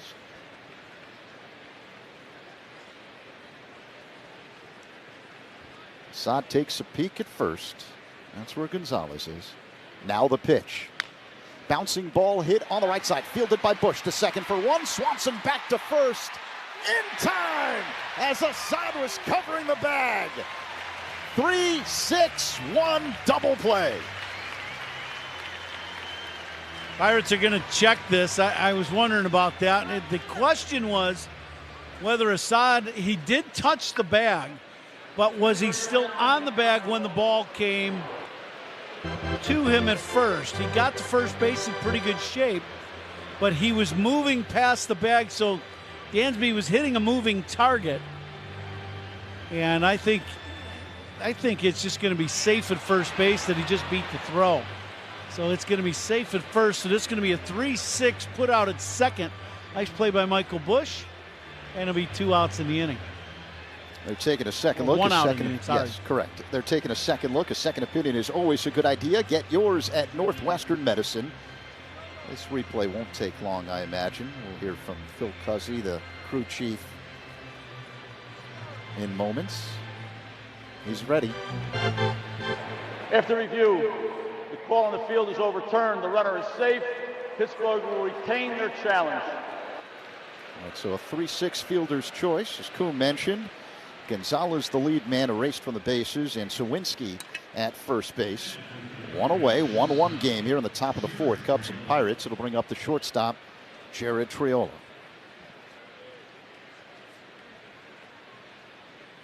Triolo struck out his first time up. Right-handed batter against the right-hander Assad, with Bush holding on Sawinski. There's a big hole on the right side of the infield. Assad deals. And the first pitch is low. Fastball that missed, 1-0. Now, when you face a sinker baller like Assad and they give you that right side of the diamond, you're a right-handed hitter. Any sinker that starts out away and comes back, that's the easiest pitch to shoot the other way. The next pitch is fouled out of play off to the right, 1-1. It was a fastball at the bottom of the zone. Cubs struck first in the second. Ian Happ with an RBI single. Pirates evened it up in the third with a ribby double off the bat of Spencer Horwitz, as Triolo takes a ball low, 2-1. Should mention the first out is brought to you by Xfinity. The Wi-Fi is booming. 1 on, 1 out for the Pirates here in the fourth. 2-1 the count on Triolo. The pitch. Low and outside. It's now 3-1.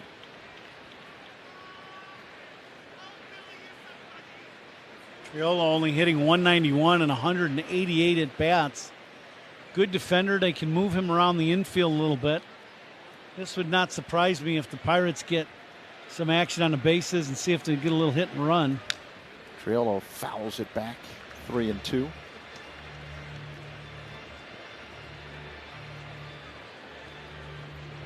Sawinski at first has 6 stolen bases this season. We know he runs well. He beat that throw to first. I'm kind of surprised. We'll see now on 3-2 if he takes off. Assad takes a peek at first. That's where Sawinski is. The runner goes. Here's the pitch.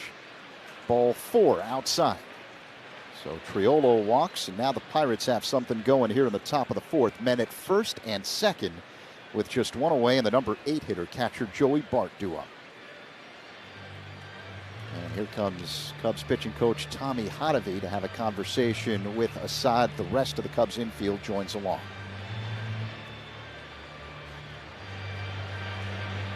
That last pitch by Assad, he just kind of pulled it out of the zone.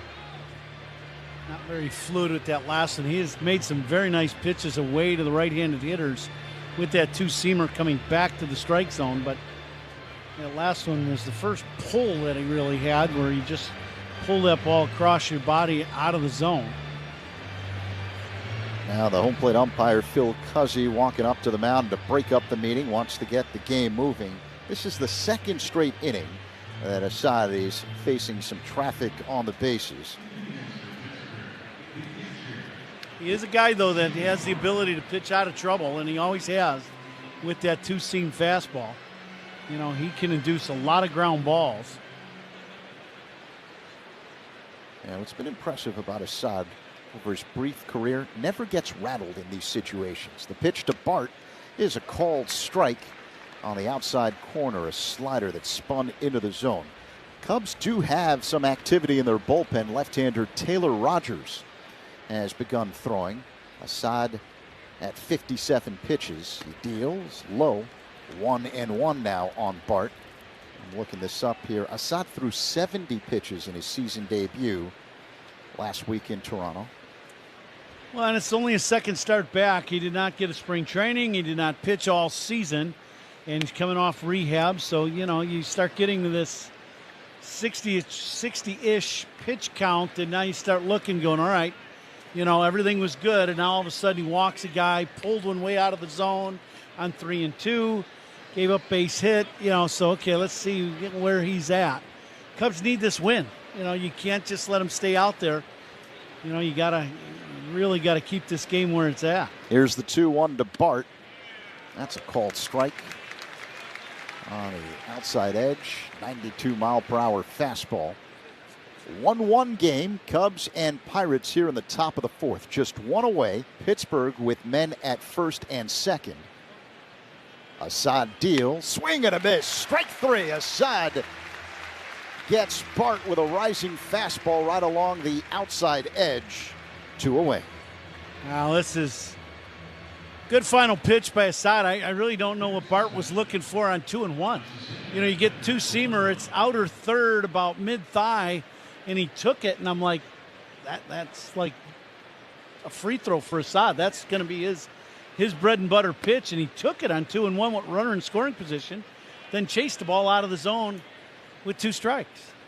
Assad misses with a breaking ball low and outside to start off Isaiah Kiner-Falefa. 2 on, 2 out for Pittsburgh here in the fourth. Assad the kick and pitch, and Kiner-Falefa fouls it out of play, second deck off to the right. So 1-1 the count. Strikeouts by Cubs pitchers are brought to you by your Chicago and Northwest Indiana Hyundai dealers. Kiner-Falefa singled and scored a run in the third. Here's the 1-1. Called strike. Sinking fastball about knee-high, right down the middle.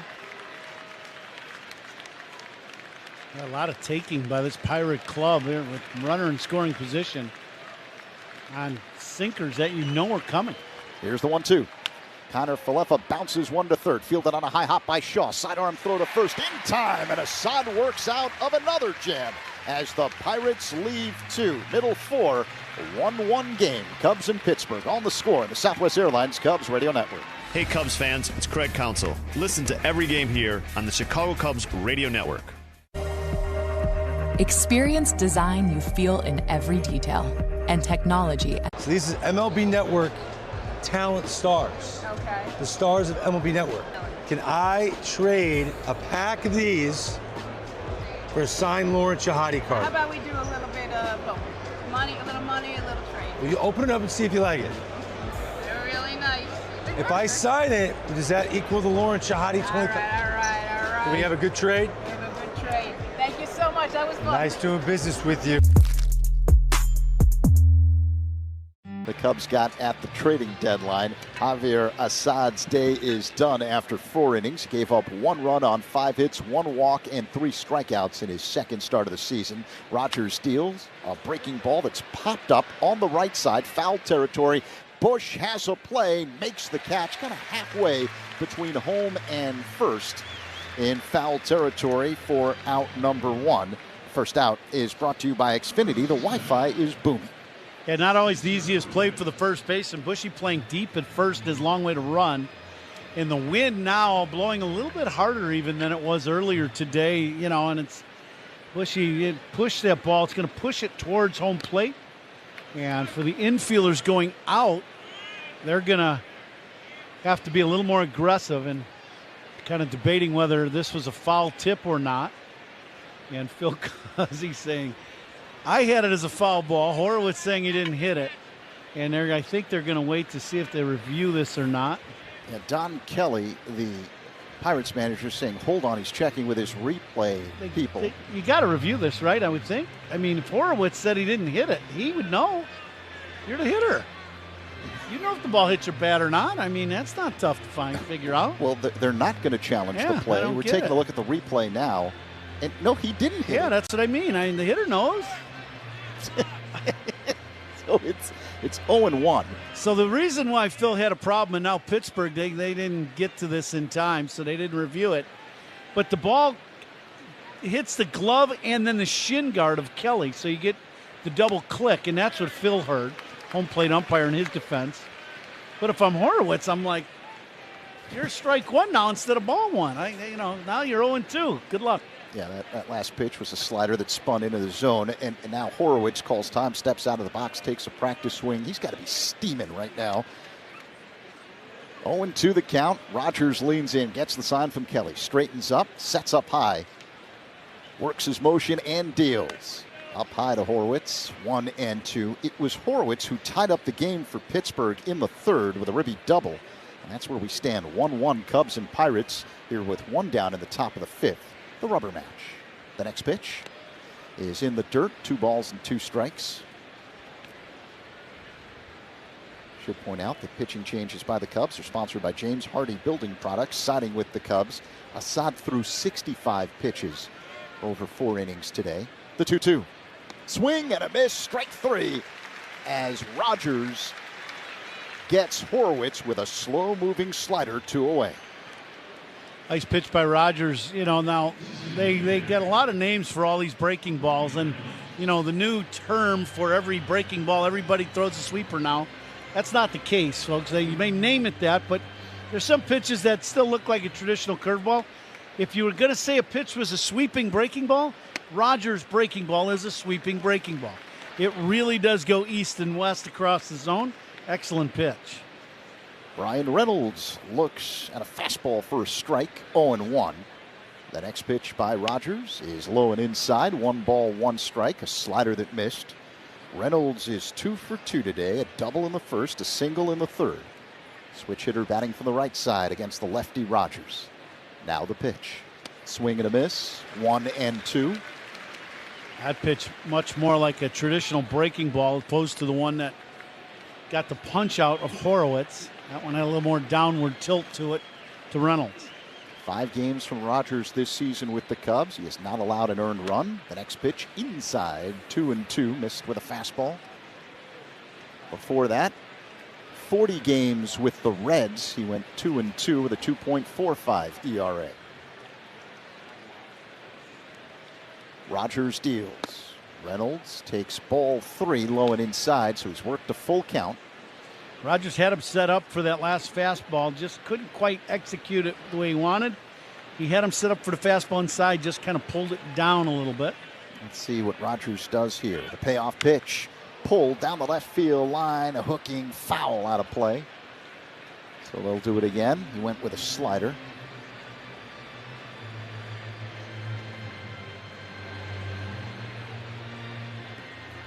Each team honoring their late Hall of Famers with patches on their uniforms. The Ryan Sandberg patch for the Cubs. The Cobra patch for Dave Parker with the Pirates. Bouncing ball right in front of home plate. Fielded by the pitcher Rogers. He whirls and throws off the glove of Bush. Bounces off the sidewall. On his way to second base is Reynolds.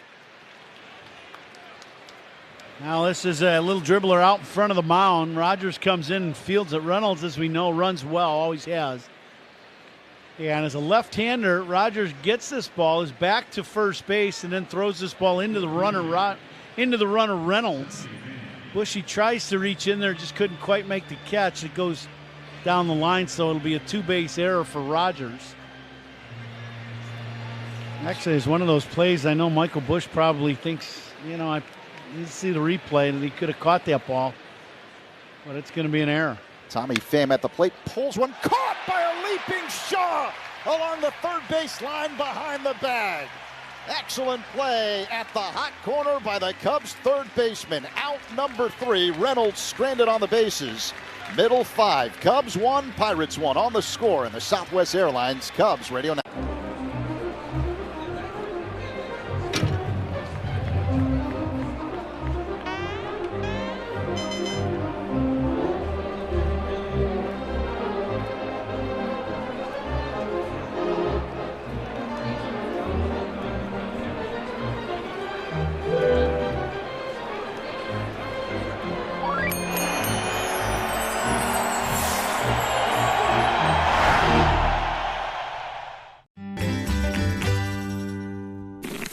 the oldest brewery in America. Official beer of the Cubs Radio Network, DG Yingling & Sons, Pottsville, PA. Car accident? Call D&W right now. Slip and fall? Call D&W right now. Any accident at all? Call D&W Law right now. Don't hesitate. Call the 8s, 312-888-8888.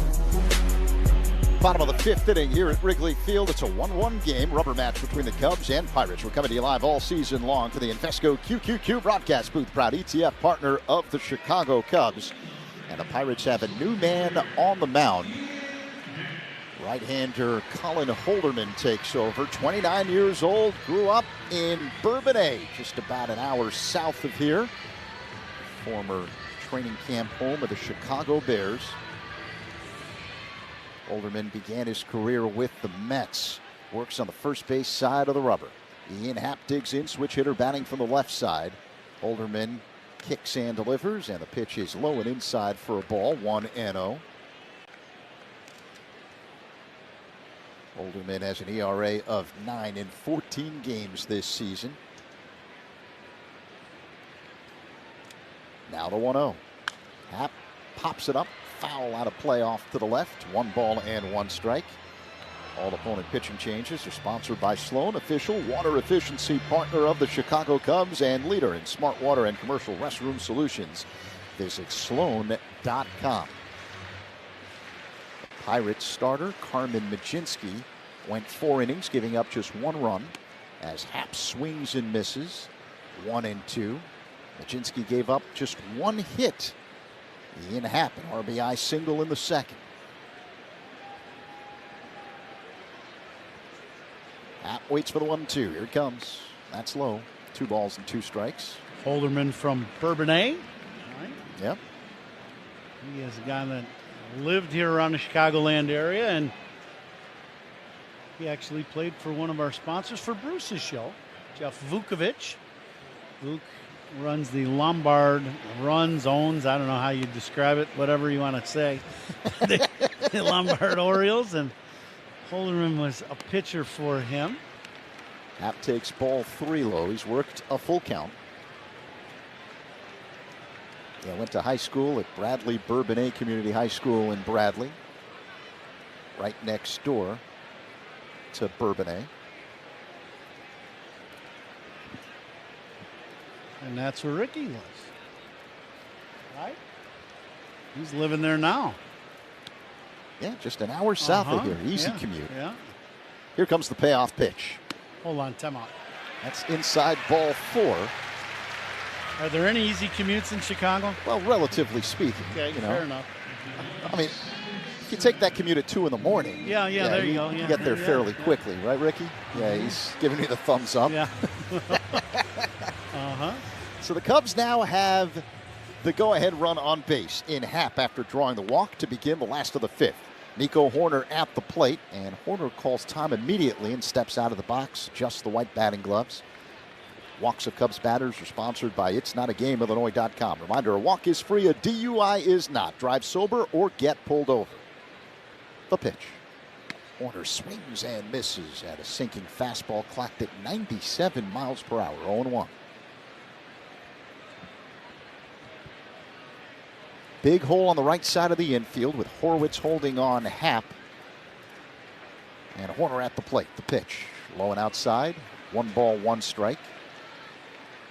Wind blowing in at Wrigley. It has all afternoon long, which kind of forces you to be creative offensively.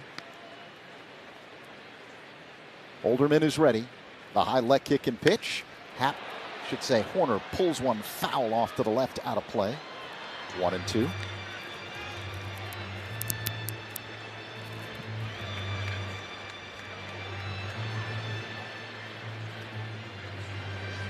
The Pirates have some activity in their bullpen. Veteran left-hander Andrew Heaney has started warming up. He began the year as a starter for Pittsburgh. The pitch. Horner pulls one on the ground, foul off to the left. Just past third base coach Quentin Berry. 1-2. Nico, a couple pitches inside, has hooked 2 in a row. Down the left field line foul. I got to believe this got to be some kind of breaking pitch away from Nico. See if he tries to shoot that hole on the right side. Here's the 1-2. A bouncing ball, softly hit on the left side, fielded by a charging Kiner Falefa, and his throw to first just in time to get a hustling Horner out number 1, moving to second on the play, Happ. Oh, Holderman stays pounding that fastball inside to Nico, and that one up and in. Might have been just off the strike zone, in just a touch, but, you know, when you're behind in the count, you got to cover that pitch, and Nico, good hustle, just misses a base hit by half a step. Nice play by the third baseman, Kiner Falefa. But now the Cubs have an opportunity to take the lead. Man in scoring position with one down. Happ at second, Dansby Swanson at the plate, flat out to deep center his first time up. Holderman delivers. And Swanson looks at a ball inside 1-0, a slider that missed. What's the plan of attack now if you're Swanson? I think if you're Dansby, you know, you're really trying to drive this run in. It depends on what pitch you're early in the at-bat you're thinking you're going to have to hit. Swanson looks at a strike, a fastball right at the bottom of the zone, 98 mph. So he saw a slider first pitch inside and now a two-seamer away. I got to believe they're going to pitch Dansby away in this at-bat and force him to use the other side of the field. The pitch is low. 2-1. All right, another cutter down and away. The wind blowing in. It's not blowing in all that hard, but enough to where it affects the high fly ball. Got to keep the ball out of the wind and try to hit a line drive the other way. Here's the 2-1. Swanson pulls one deep down the left field line, but it hooks foul out of play. Well, he got a hanging hook. He hit it a ton, but hooked it way foul. That ball's about 50 feet foul down the left field line. Swanson calls time. Adjusts his batting gloves. White and blue on each hand. Now Swanson digs in. Right-handed batter stands deep in the box. Hits out of a crouch, slightly open stance, uses a toe tap. Happ at second. Here's the 2-2. Low and outside. Swanson has worked a full count. Good at bat for Dansby. He's shorten up, put this ball in play. Hopefully he can hit a line drive and drive in Cubs' second run. 1-1 game here with one away in the fifth. 3-2. The pitch. Fouled off the netting to the right by Swanson. It's a sinking fastball, bottom of the zone on the outside edge.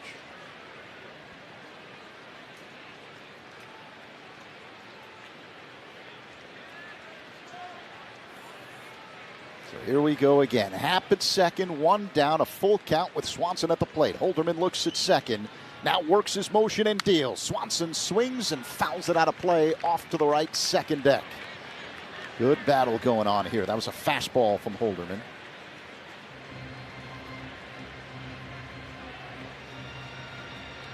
Matt Shaw on deck. Cubs with just one hit this afternoon. That RBI single by Happ in the second. Swanson waits for the 3-2. Here it comes. Pulled. There, off the glove of the third baseman, Kiner Falefa, down the left field line. Happ scores. Cubs take the lead. Swanson on his way to third. Ball bobbled in left by Pham, and Swanson safe at third. 2-1 Cubs over the Pirates here in the fifth. Dansby gets a pitch, a hanging breaking ball, I believe, and hits it right off the third base bag. This ball hits the bag and then bounces down the left field line. And then as Pham goes down into the corner, he has issues at the sidewall and the ball kicks away from him. I got to believe we'll have to look at it again. Dansby recognizes this going into second base and just keeps going. So it's at least going to be a double for Dansby, and it might be a triple depending on what the ball does. But on his bobblehead day with his wife, Mallory, he double or triples to drive into Cubs' go-ahead run. Now, the official score has said RBI double for Swanson. He reaches third on an error by Pham. 2-1 Cubs over the Pirates here in the fifth. The Cubs coming through once again with a runner in scoring position. And they've got the lead, and they're looking for more. Matt Shaw will dig in with Swanson at third, and now the Pirates will play the infield in.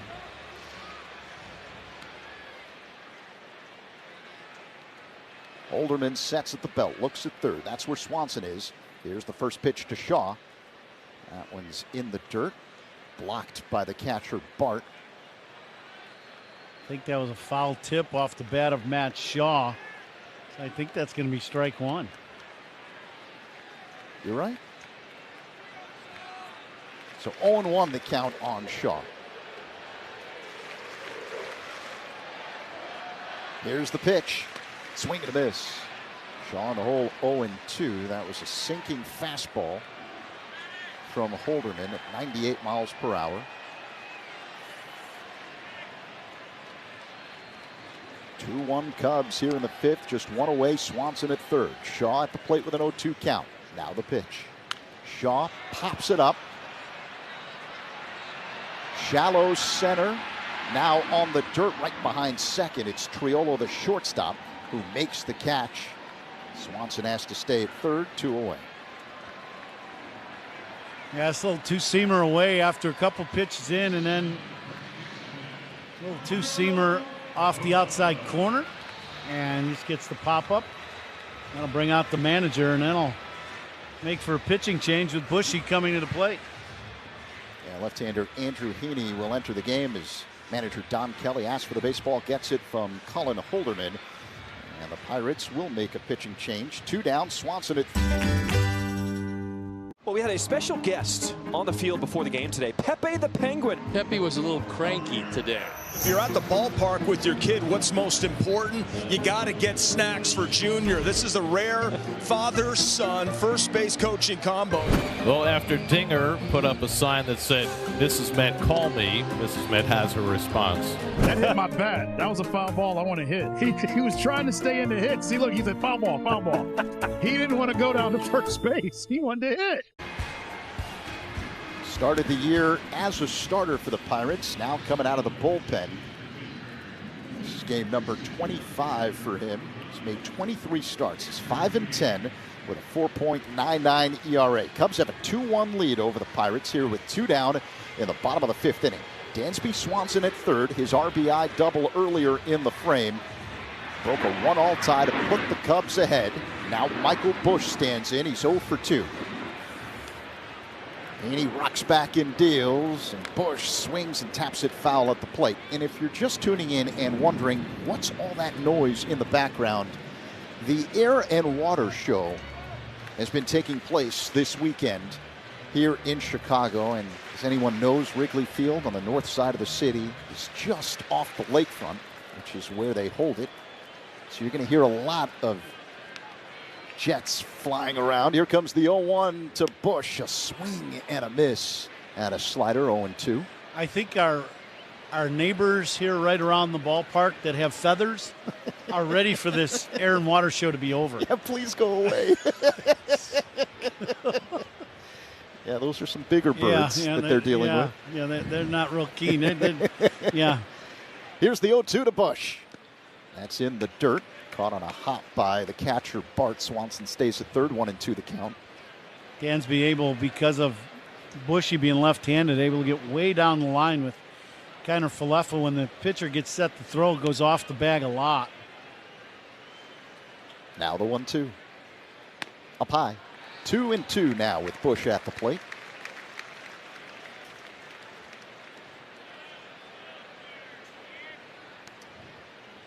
Cubs up 2-1 and looking for more. Here comes the 2-2 by Heaney. Low and outside. A slider that missed. Busch has worked a full count. Yeah, good take by Michael on that last pitch. Looked like Heaney slowed down everything, the delivery and everything to throw that slider. See if Bushy can use the other side of the field or get a hanging breaking ball. The payoff pitch. Busch pulls it on the ground. Backhanded behind the bag by Horowitz. Races to the bag, steps on it. Ahead of Busch for out number 3. Swanson stranded at third, but his RBI double puts the Cubs on top. 2-1 over the Pirates after 5 on the score on the Southwest Airlines Cubs Radio Network.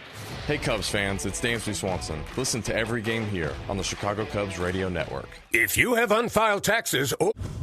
Hank Greenberg helped popularize the first baseman's mitt, holding a massive 13-inch pocketed glove.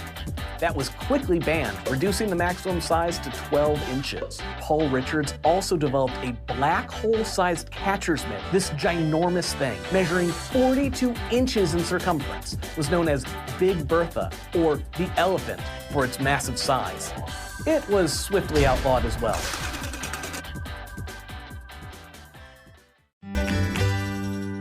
Important your home is. That's why they're rated the #1 brand of siding in North America. James Hardy is proud to sponsor the Cubs. James Hardy Building Products, siding with the Cubs.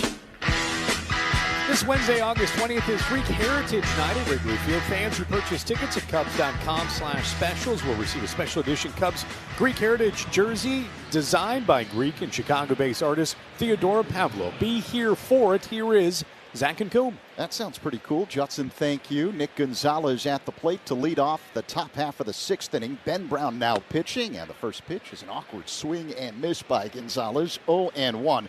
Cubs have a 2-1 lead over the Pirates. Brown, the third Cubs pitcher of the game, as Gonzalez fouls it out of play off to the right in the hole. 0-2. Javier Assad started, went the first 4 innings, and gave up just 1 run on 5 hits. He threw 65 pitches. Taylor Rogers worked a scoreless inning, and now Brown on the hill with the wind blowing in. Here's the pitch. That's in the dirt. 1 ball and 2 strikes. And now if you're Craig Counsell, you'd love to see Brownie get through maybe the 6th, 7th, and 8th. If he could give you 3 innings, that would be outstanding and keep this game where it's at least. And hopefully Cubs offense can punch across a few more runs. A 1-2. Gonzalez lines one to left, racing in Happ. It drops in front of him. Happ blocks the ball off a hop, and staying at first, Gonzalez with a leadoff single.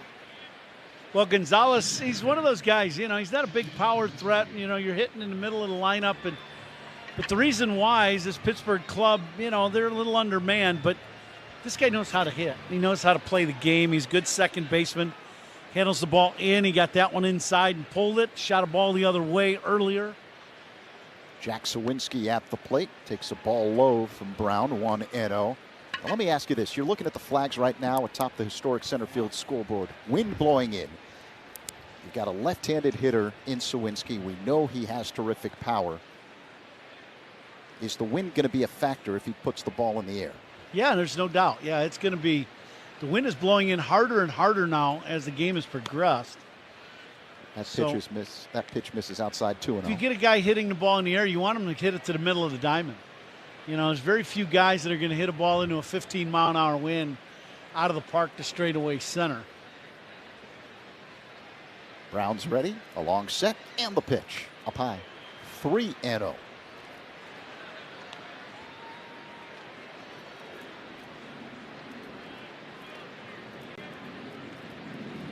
Pitching changes by the Cubs, sponsored by James Hardy Building Products, siding with the Cubs. The 3-0 delivery. Sawinski looks at a strike.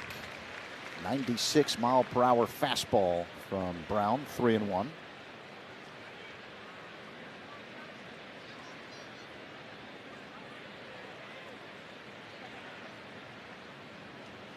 The 3-1. Swing and a miss. Another fastball from Brown, 96 mph, right along the outside edge.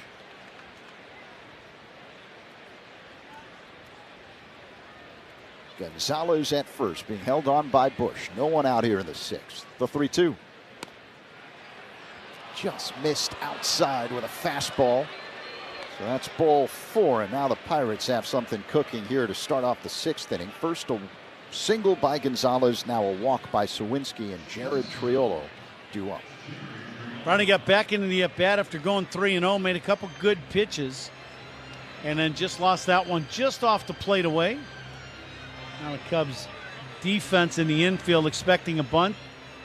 Bushy and Shaw in the corners playing in on the grass at first and third. Triolo, a right-handed batter. The right-hander, Brown delivers. Misses inside with a fastball, clocked at 97 miles per hour, 1-0. Wind blowing in, cloudy sky.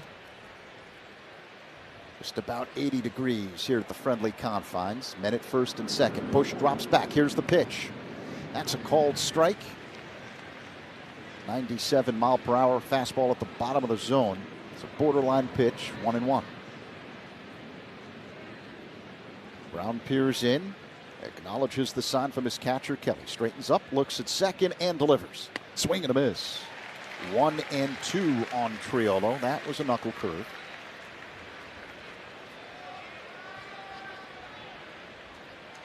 Gonzalez at second, Sawinski at first. No one out here in the top of the 6th. Brown deals the 1-2, swing and a miss, strike 3. As Brown gets Triolo with a curveball, 1 away. Excellent location with this breaking ball from Brownie. He starts out about mid-thigh, right in the outside corner. The bottom drops out of it. Triolo swings over the top. Now you need a ground ball. You need to turn a pair and get out of this inning. Bart, the hitter, does not run well, the catcher for Pittsburgh. Right-handed batter, the pitch. A bouncing ball foul off to the left. 0-1 the count. The first out brought to you by Xfinity. The Wi-Fi is booming.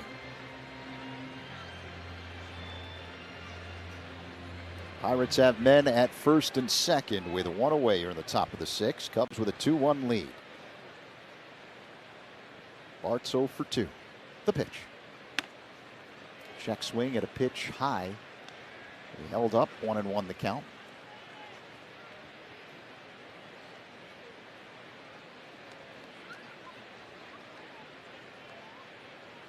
Brown works on the extreme first base side of the rubber. Sets up high, looks at second.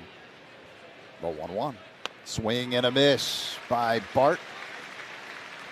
Knuckle curve, 1-2 the count. Another good hook from Brownie. This one's straight downward tilt. As it starts out mid-thigh, it splits the plate, but it ends up to shoot tops when it's in the hitting zone.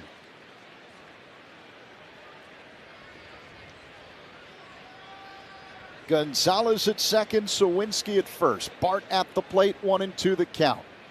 Brown deals. That's low. Missed with a knuckle curve. 2 balls and 2 strikes.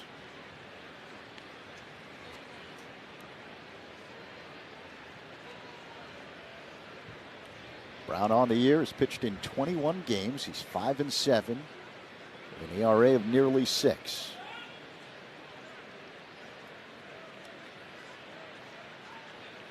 Two and 2 the count on Bart.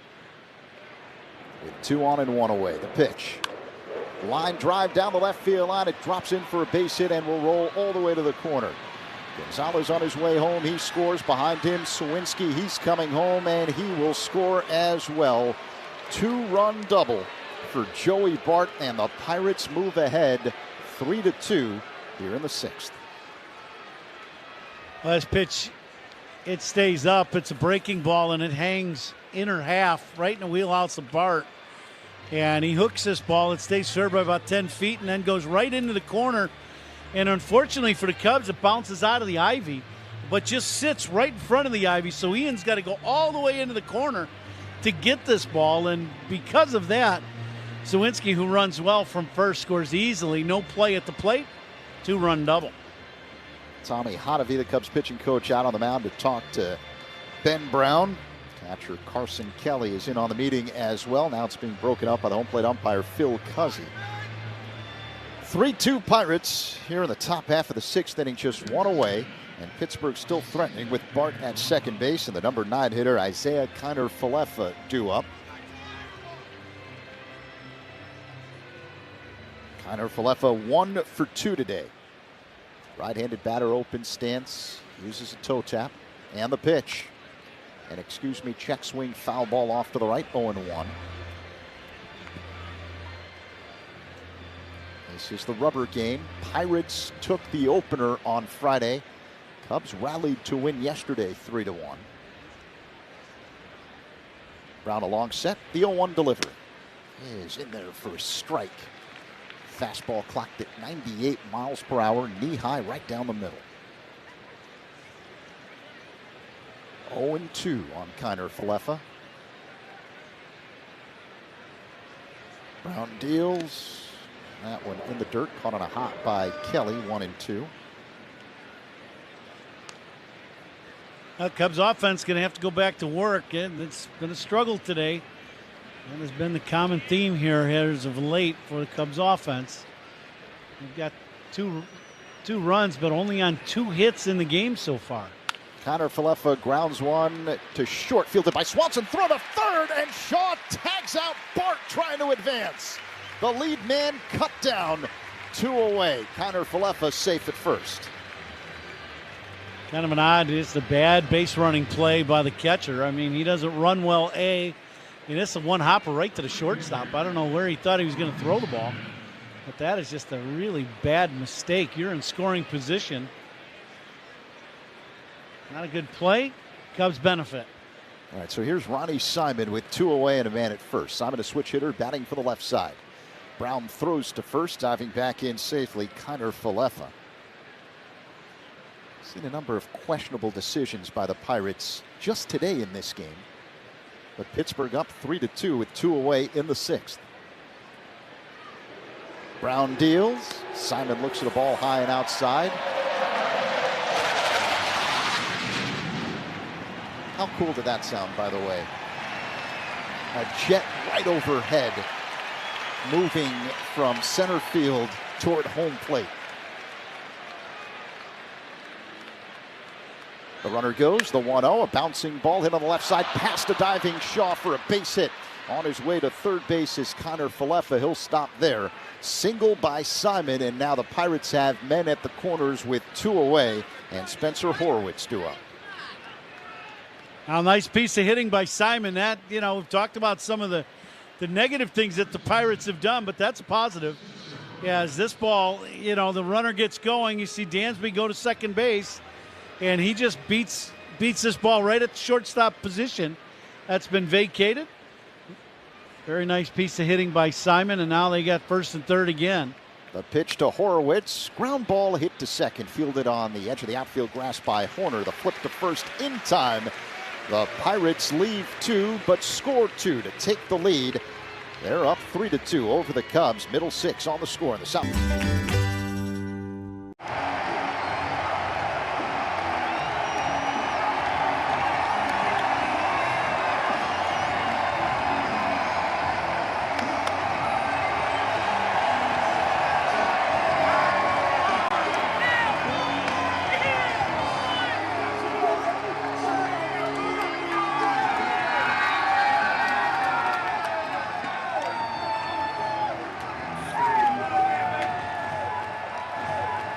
Dealer in Illinois.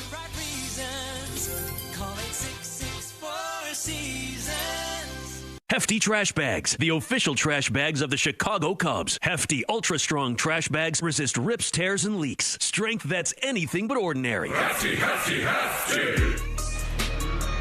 Middle of the 6th inning, Pirates lead the Cubs to the score of 3-2. It will be Kyle Tucker to get the Cubs started. Who's on deck? Brought to you by TimberTech Decking and Railing. Everything wood should be. Visit timbertech.com. Here's Zach. Thank you very much, Judson. Cubs playing catch-up here at Wrigley Field in the rubber match against the Pirates. 3-2 Pittsburgh. Bottom of the 6th inning. Kyle Tucker at the plate. Andrew Heaney deals, and the first pitch is off the outside for ball number 1. Pittsburgh taking the lead in the top half of the frame on a 2-run double by Joey Bart. Tucker waits, the 1-0 delivery.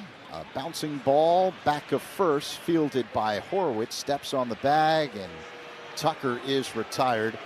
As the Cub fans getting a little restless here at Wrigley Field. 1 away. Cubs right in the meat of their order. Presented by Chef IQ Sense. Never under or overcook your food again. Purchase now at chefiq.com.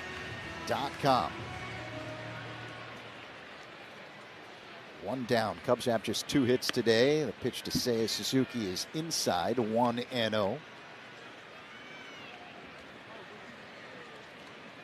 Get your station identification momentarily as Heaney works on the third base side of the rubber. He rocks back and deals. Suzuki takes a strike on the inside corner, 1-1. Just we keep waiting for the Cubs to break out of the offensive scuffles, and it's not happening. The 1-1. Low and inside to Suzuki, 2-1. Now they need to have a big second half of this ball game.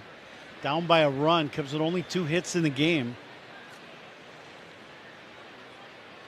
Heaney, as you said last inning, was in the rotation for quite a while for this Pirates club as Suzuki swings and misses at that change. But he just, the performance wasn't great. And, high ERA around 5, and, they moved him to the pen. The 2-2 is low, so Seiya's works full count here. Heaney's one of those guys, when his command is really good, he can be difficult because it's great back and forth of speed. The payoff pitch. And excuse me, check swing foul ball off the netting to the right. Might have hit the microphone of our engineer, Ricky Betancourt, so he's going to have to invoice that. It's a lot of money, but it sounds cool. Zaidman with a Z, send that invoice. The 3-2. That's up high, ball 4. So Seiya draws a 1-out walk here in the 6th inning. Let's pause 10 seconds for stations to identify themselves on the score on the Southwest Airlines Cubs Radio Network. Cubs Talk in the morning on the Mully and Haw Show, 5:30 to 10 on 670 The Score, WSCR Chicago, WBMX HD2 Chicago, and Odyssey Sports Station. Cubs have the tying run on base with 1 away here in the bottom of the 6th inning. Seiya Suzuki at first, PCA at the plate, and the first pitch to Crow Armstrong is low and outside from Heaney, 1-0. Pittsburgh with a 3-2 lead over the Cubs here in the bottom half of the 6th inning, the rubber match. Alongside Ron Coomer, Zach Zaidman in for Pat. The Hall of Famer is fine. Pat will be back with us for the start of that big series against Milwaukee tomorrow. Now the 1-0 delivery. Crow Armstrong hits a high pop fly. Right side foul territory. Gonzalez near the tarp, but this one roams into the stands for a foul ball. 1-1.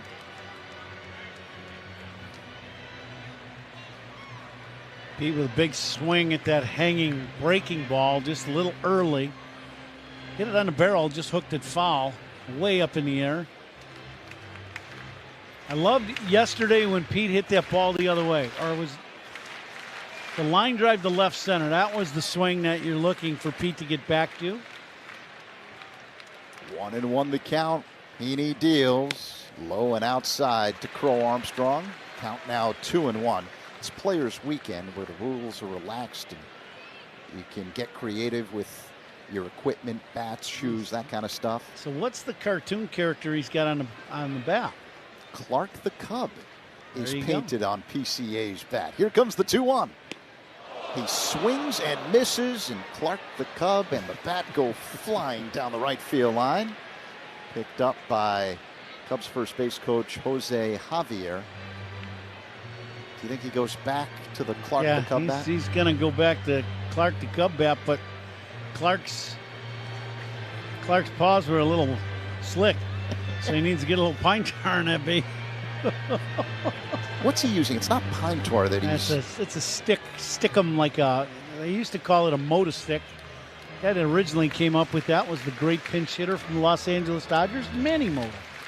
And then other companies have copied it through the years, but it was called a motor stick, and it's kind of like pine tar. All right, let's see if it works. Crow Armstrong digs back in. 2-2 the count. Man at first, 1 away. Cubs down 1. Here's the pitch. Breaking ball. Line for a base hit into right center field. Seiya Suzuki racing to third. The throw goes to third, so PCA takes second, and the Cubs in business. Man at second and third with just 1 away, and Carson Kelly due up. Now this will be a single by Pete, and then he takes second on the throw. Seiya goes into second base and slows down and then decides, I'm going to keep going. And it was a good decision as he wasn't quite sure, and then this throw goes very high all the way to third. And as soon as Pete sees this throw and the arc of it going up, he keeps going to second. So great base running by Pete. Suzuki goes to third, and now the Cubs have a chance to take the lead with 1 base hit. Don Kelly is going to make a pitching change for Pittsburgh with the right-handed hitting Carson Kelly due up. Cubs are down by 1 here in the last of the 6th. Pittsburgh 3, Cubs 2, but the Cubs threatening men at 2nd and 3rd and just 1 away. This is the score.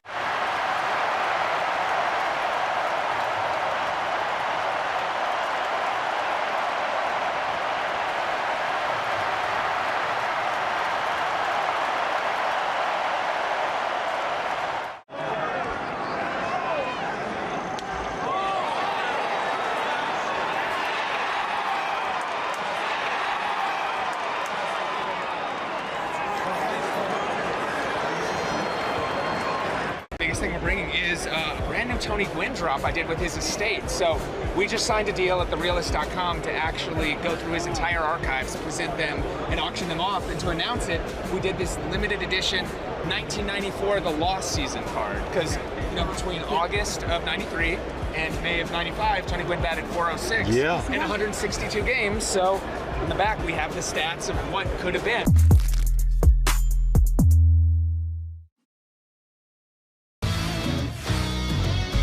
I'm going to throw out a restaurant kitchen term to you, and then hit me with the baseball one. I'll start first. Okay. Mise en place.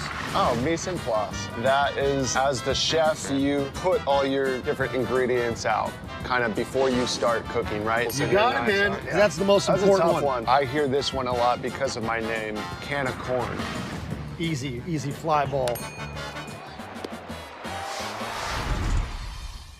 Crow Armstrong with a single. And now the Cubs have men at 2nd and 3rd. And Kelly trying to come up with a big hit here and change the score. Well, Pirates will play the infield in with Kelly at the plate. This is what the Cubs wanted, is you wanted to get into the Pirates bullpen, and they are in it here in the 6th. See if Kelly can come through with a big one-out single. The pitch. Kelly fouls it back off the screen. 0-1, a 94-mile-per-hour sinker.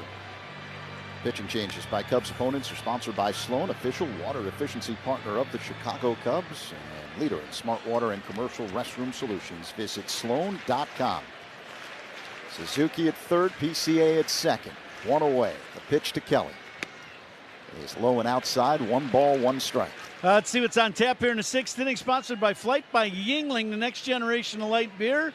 I said single. How about Carson putting one in flight and giving the Cubs a lead? That never goes out of style. Here comes the 1-1. Kelly hits a high fly ball, shallow center, racing in Sawinski. Here comes Simon. He does. Can't make the play. Ball drops. Suzuki scores. PCA heads to 3rd. Cubs tie up the ball game. 3-3 here in the 6th. And they're still threatening with men at the corners and just 1 away. Well, that's a little cue shot off the bat of Kelly. You know, it's a breaking ball, I believe. Yep, it's a hanging breaking ball away, and he hits it right up the end of the bat with the infield in. The infielders are no help. Simon comes in and makes a good effort, but can't get to it.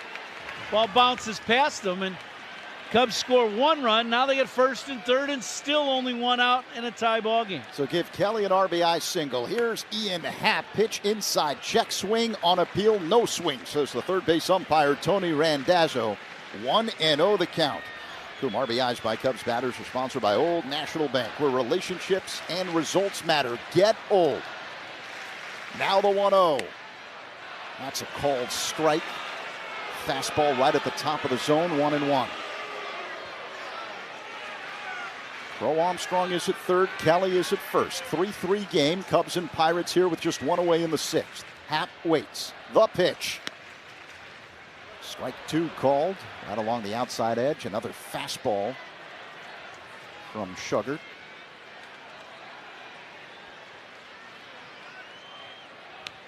Happ, a switch hitter, batting from the left side. Now the 1-2. Called strike 3. Fastball top of the zone. Happ's retired 2 away. Now fastball away, fastball in for strike 1 and strike 2. Ian took both of them.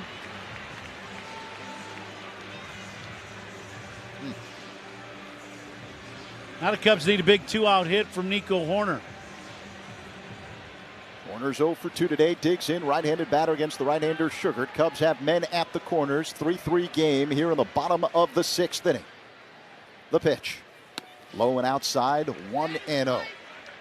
There's a big hole, Coombe, on the right side of the infield, with Horowitz holding on Kelly at first, and the second baseman Gonzalez up the middle just to the right of the bag.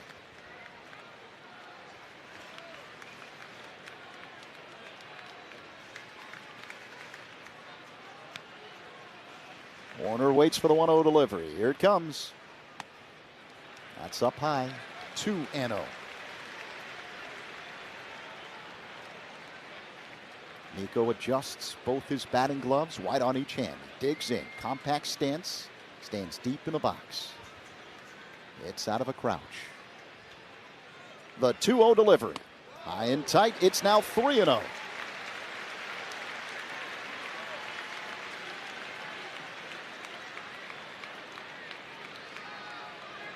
You taking, or do you have the green light here? I would think Nico's probably going to take here. The pitch. Outside, ball 4. Cubs load up the bases.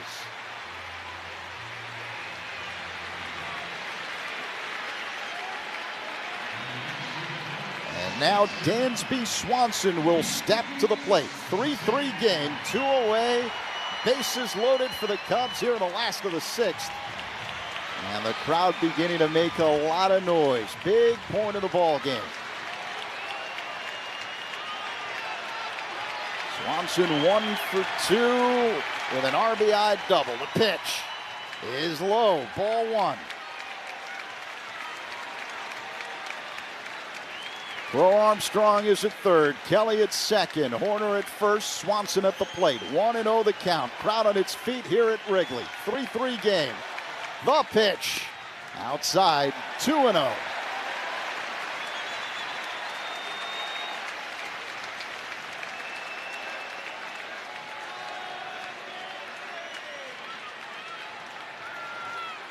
Wind blowing in. Righty-righty matchup. Swanson waits. Here comes the delivery. And a pop fly. Right center field. Simon coming in. And he's got a play. Makes the catch for out number 3. Cubs leave the bases loaded after tying the game up at 3. We head to the 7th on The Score on the Southwest Airlines Cubs Radio Network. Cubs Talk with Spiegel and Holmes on your ride home. Afternoons 2 to 6 on The Score. Enjoy comfort all year. Fireplace and Chimney Authority.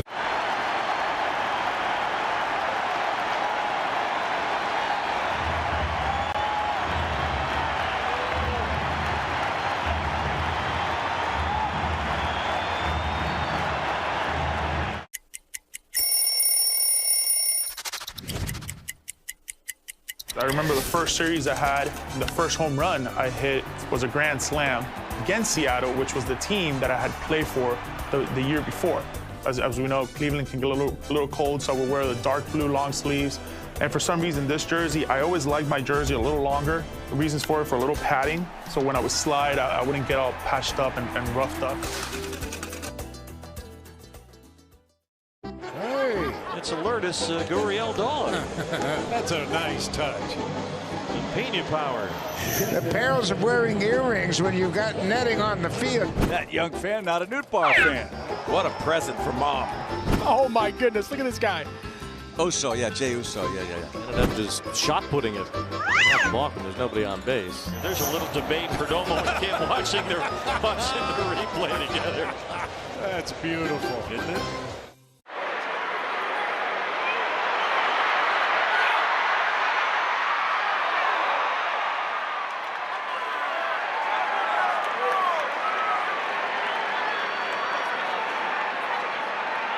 Care. Visit IBJI.com for locations. This State of Baseball History is brought to you by VillageofBedfordPark.com. Now's the time to make history for your business in Bedford Park. Top of the 7th here at Wrigley. 3-3 game, Cubs and Pirates. Ryan Reynolds at the plate. Ben Brown on the mound, and the first pitch is lined into left center field, ranging over Happ. He makes the catch for out number 1. The first out is brought to you by Xfinity. The Wi-Fi is booming. So on this date, August 17th, 1972, Steve Carlton picked up his 15th consecutive victory, leading the Phillies to a 9-4 win over the Reds. So one away here in the top of the 7th. The batter, the cleanup man, Tommy Pham, right-handed hitter against the right-hander Brown. Cubs 3, Pirates 3. Cubs tying up the game in the last of the 6th on an RBI single by Carson Kelly. Brown works his motion and deals. Pham looks at a ball low and outside. Cubs had an opportunity for more, but left the bases loaded with 2 away. The 1-0. Called strike. To Pham, 1-1, a fastball from Brown. Swanson hit a pop fly to right center to end the frame. Here comes the 1-1. Pham taps it foul at the plate, 1-2. Cubs 3 for 7 with runners in scoring position today. They've left 5 men on base. The Pirates are 3 for 11 in that situation. Ground ball foul off to the left by Pham, 1-2. This has kind of been the issue for the Cubs really the entire month of August. They're averaging 3 runs per game this month. Here's the 1-2. Swing and a miss. Strike 3. Brown goes with a 97-mile-per-hour fastball at the top of the zone and zips it past Pham for out number 2. Good gas by Brownie at the top of the zone to get the punch out. And Coombs strikeouts by Cubs pitchers are brought to you by your Chicago and Northwest Indiana Hyundai dealers. So 2 down, top 7. Nick Gonzalez at the plate. And he looks at a ball up high, 1-0. Gonzalez 2 for 3 today with a couple of singles. Brown kicks and fires. Another ball up high, 2-0.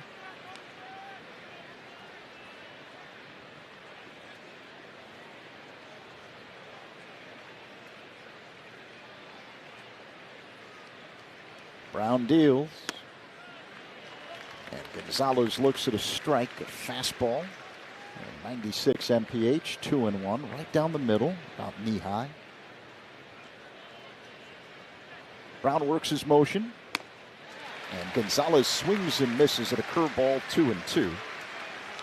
Coming to you live all season long from the Invesco QQQ broadcast booth, proud ETF partner of the Chicago Cubs. Now the 2-2. Swing and a miss, strike 3. As Brown gets Gonzalez with a knuckle curve. Pirates go down in order here in the top of the 7th. 3-3 game. It's time to stretch. The 7th inning stretch is sponsored by the new Volvo XC90, designed for life. Here's the Northwestern Field Hockey National Championship team.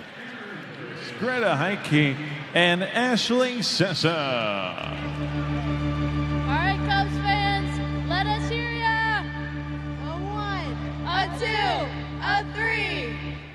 Take me out to the ball game. Take me out with the crowd.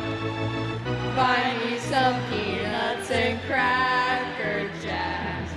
I don't care if I never get back. Let me root for the Cubbies. If they don't win, it's a shame. For it's 1, 2, 3 strikes, you're out at the old ball game. Let's get some runs! Chicago Cubs memories are made right here with Pat, Ron, and Zach on the Cubs Radio Network. From the warehouse to the work site. Claro, 95 años transformando tu vida a través de la conexión.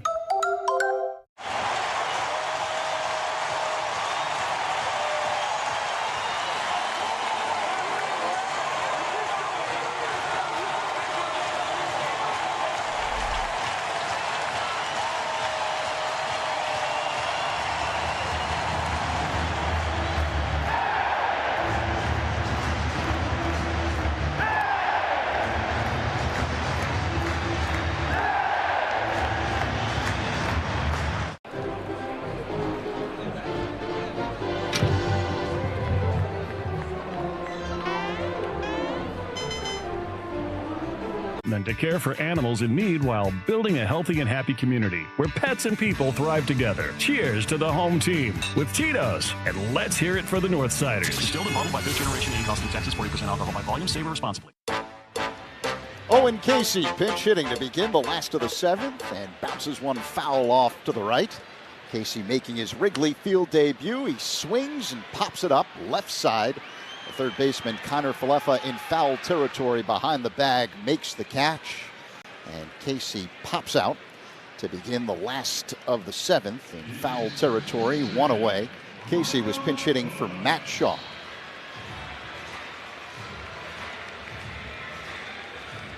Let's see if Bushy can do a little damage here. Big gap in right center field for Michael. 3-3 game. Bush swings and misses. And the first offering from Chase Sugart. 0-1. Bush 0 for 3 today. Righty-lefty matchup. Bush with 24 home runs. The pitch. Up high, 1 ball, 1 strike.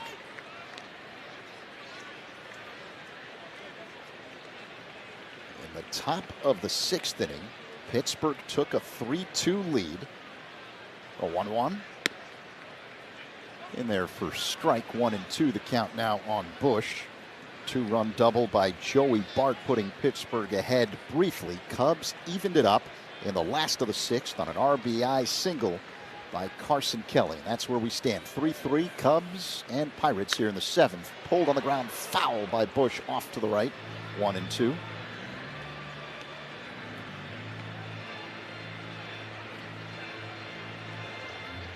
Cubs with just 4 hits on the day.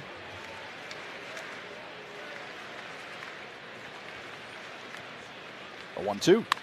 Bush swings, lines one down the left field line. This one slices foul. That one close to being a fair ball. It ends up slicing and hits right on the top of the sidewall, going down into the corner and ends up in the stands. You mentioned it, as you go down the corners here at Wrigley Field, the difference between fair and foul is what, about the width of a couple of baseballs? Yeah, if that, yeah. Bush waits. Here comes the 1-2. He swings and chops it foul off to the right. Change up from Sugart.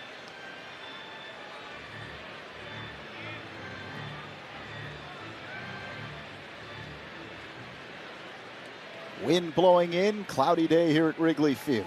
The pitch.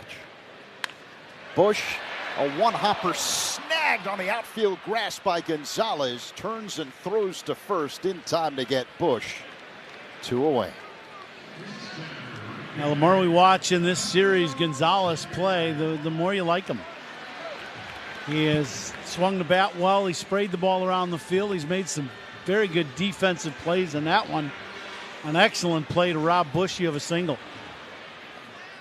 Hard hit smash on one hop. He ranged to his left, got the ball, and threw out Bush. Here's Kyle Tucker with 2 down. And Tucker looks at a ball low and inside, 1-0. 3-3 game, Cubs and Pirates rubber match here in the last of the 7th. Tucker is 0 for 3. Couple of ground outs and a strikeout. Righty-lefty matchup.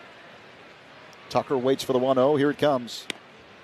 That nips the outside edge of the plate at the bottom of the zone for a strike. A slider, 1-1.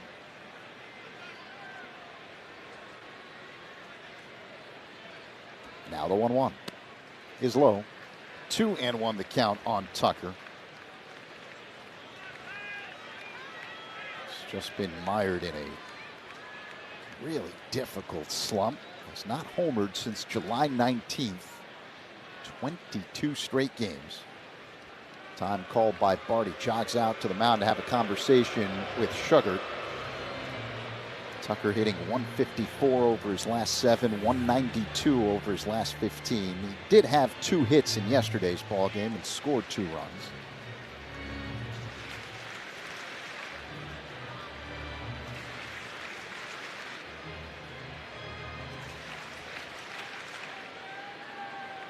trying to regain that impact form from early in the year. Here comes the 2-1. Tucker fouls it back off the screen, 2-2.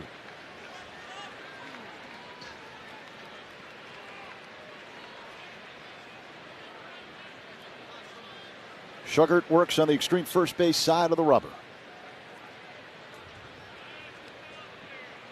Kicks and fires. Inside.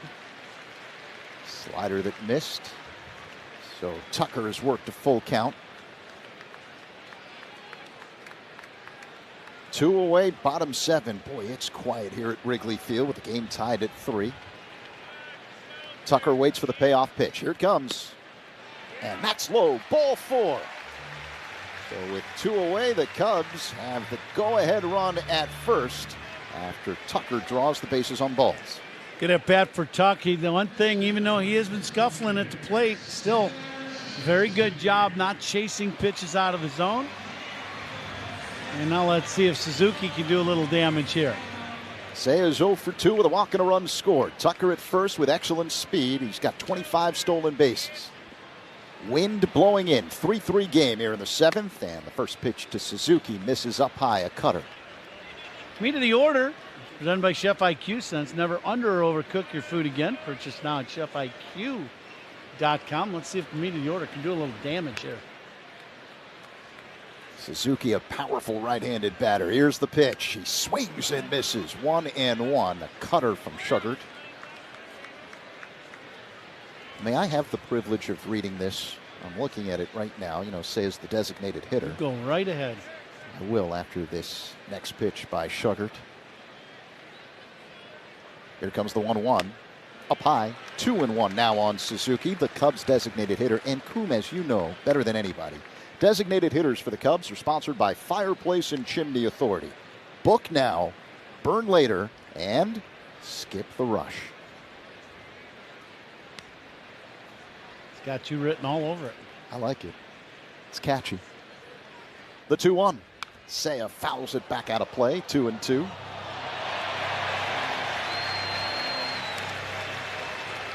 Just off the sound of the crowd, someone made a nifty grab out there in the stands. Oh, a bare-handed juggling catch by a man. When it comes to tuxedos and suits, the pros at Suits 2020 have the winning looks. Why rent when you can own for about the same price? Schedule your free fitting at Suits2020.com. Over Players Weekend, players bring their stories to life through personalized bats, cleats, and more. You can bring a piece of the action home by entering the Players Weekend sweepstakes for a chance to win a one-of-a-kind replica bat from the weekend. No purchase necessary. Visit MLB.com/Players Weekend Sweepstakes for details. 3-3 game, last of the 8th. Cubs and Pirates. Pete Crow Armstrong at the plate. New man on the mound for the Pirates, right-hander Isaac Mattson. And the first pitch is lined to the right center field for a base hit. PCA with a leadoff single here in the 8th.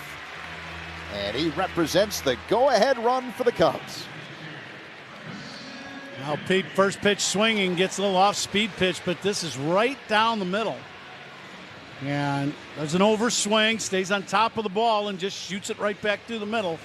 Excellent at-bat for Pete. Now you think he's got to be off and running. We'll see what Mattson's like as far as how quick he is to home plate. Carson Kelly hitting the pitch. Up high, ball 1. Now Mattson does not slide step, but he's not slow either to the plate. I would say he's average. So let's see if Pete takes off from first. Horwitz holding him on at first. Mattson works on the first base side of the rubber.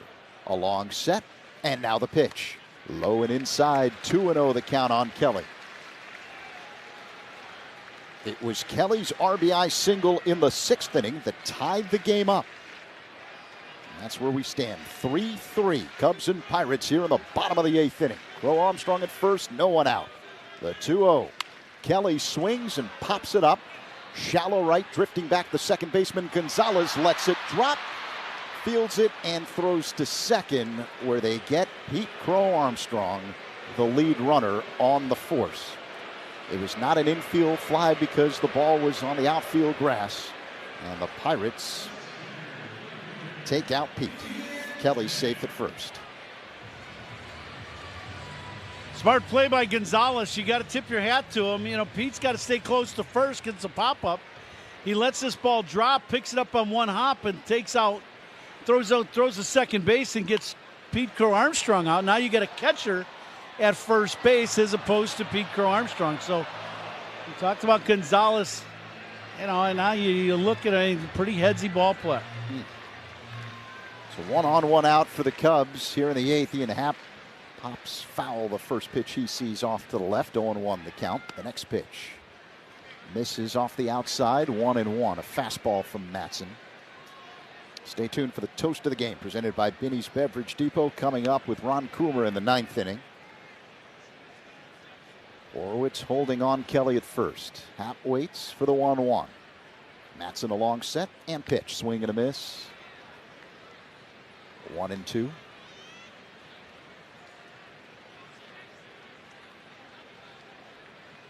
Happ on the day is 1 for 2 with an RBI single and a walk. Switch hitter batting from the left side against the right-hander Matson. And now the pitch. Inside, 2-2.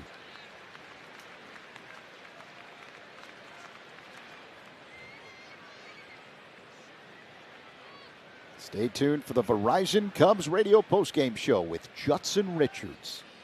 Following our action today. The 2-2. Happ swings, and it's a high fly ball deep right center field. Simon going back. It'll one hop off the track and into the stands for a ground rule double. So now the Cubs have men at second and third with just one away. And Nico Horner due up after the double by Happ. Ian hits this ball really well. The wind blowing in. And I think he was wondering if that ball might have a chance of going out of here, but that wind blowing in keeps it in the park. It lands on the track, and unfortunately for the Cubs, it bounces over the basket and out of play.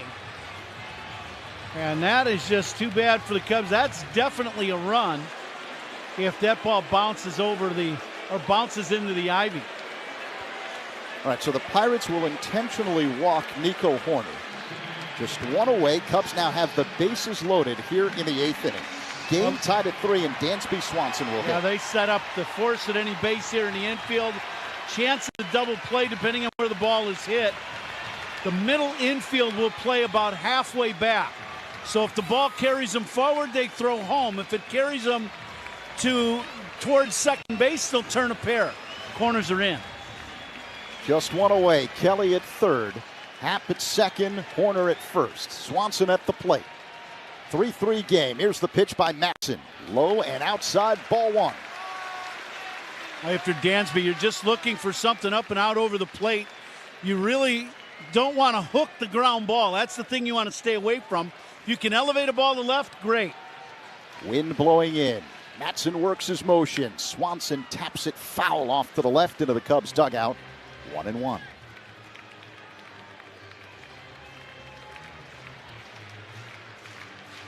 The crowd on its feet here at Wrigley Field.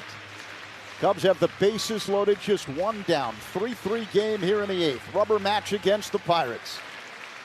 Matson straightens up, sets at the belt. The kick and pitch. Swanson hits a high fly ball, foul out of play off to the right. 1-2.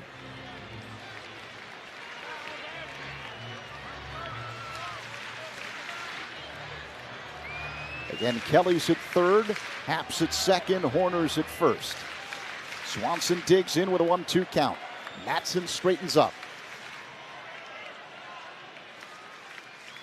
Now the pitch. Swanson, it's a high fly ball to right. Simon drifting back. He makes the catch. Kelly tags. Here comes the throw. It's cut off. Cubs take the lead. Dansby Swanson comes through with a sacrifice fly. 4-3 Cubs over the Pirates here in the 8th. Happ moves to third. Good job by Dansby as he gets this pitch up and out over the plate is what we're talking about. Don't pull it. Go with it.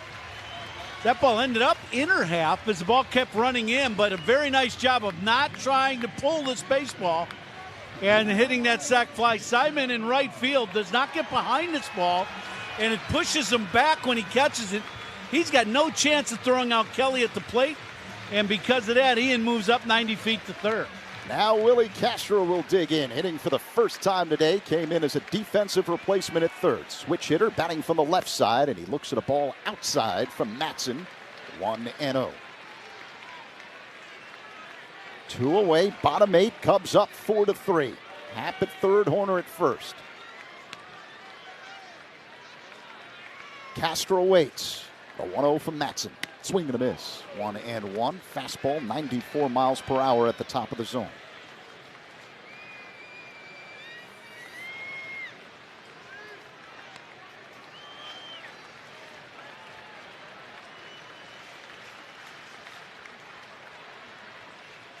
The 1-1 delivery.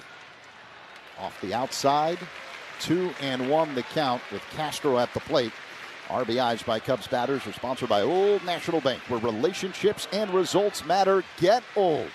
Men at the corners, 2 down. Cubs up 4-3. 2-1 the count on Castro. Throw to first. Horner dives back in safely.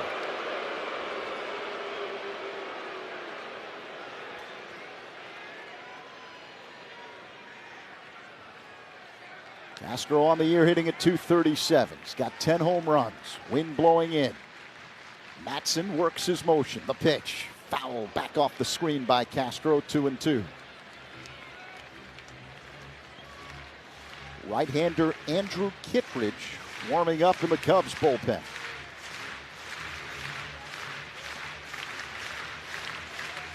Cubs looking for some insurance here in the 8th. Moments ago, they took the lead on a sacrifice fly by Dansby Swanson. 4-3 Cubs over the Pirates. With men at the corners, Happ's at third, Horner's at first.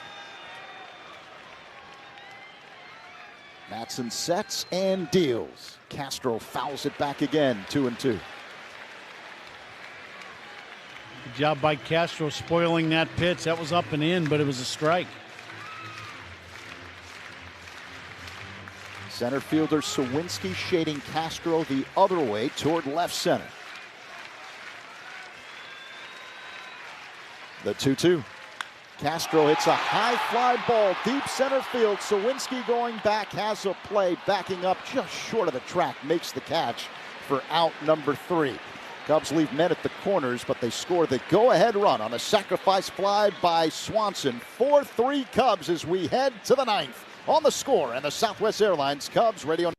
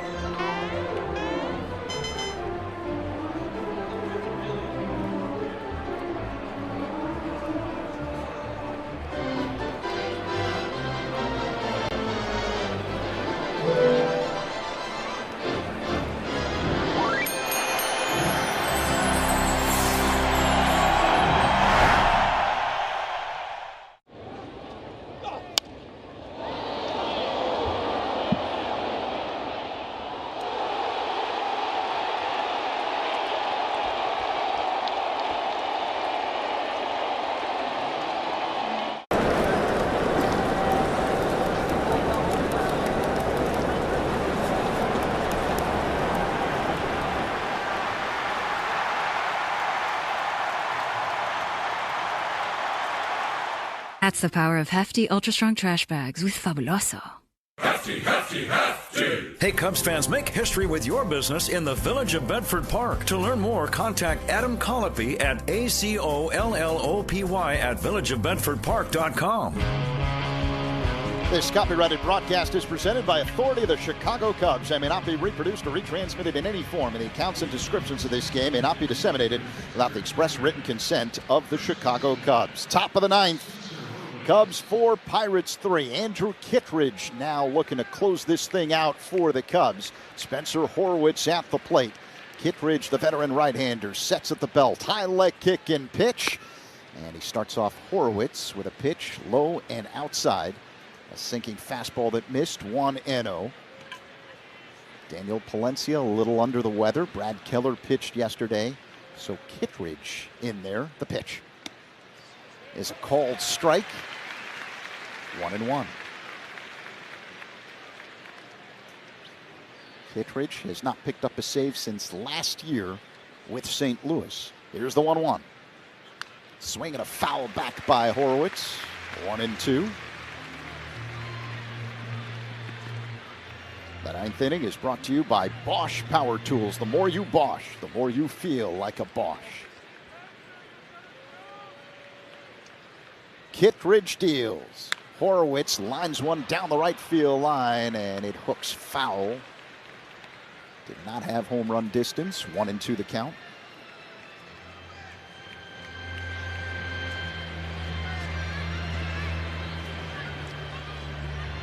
Ball was hit sharply down the line. A line drive bullet just in about the second row. Yeah, Kittredge make good pitch with an off-speed pitch and get him a strikeout. Horwitz 1 for 4 with an RBI double. Here comes the 1-2. That's low. 2 balls and 2 strikes. Went with a slider there.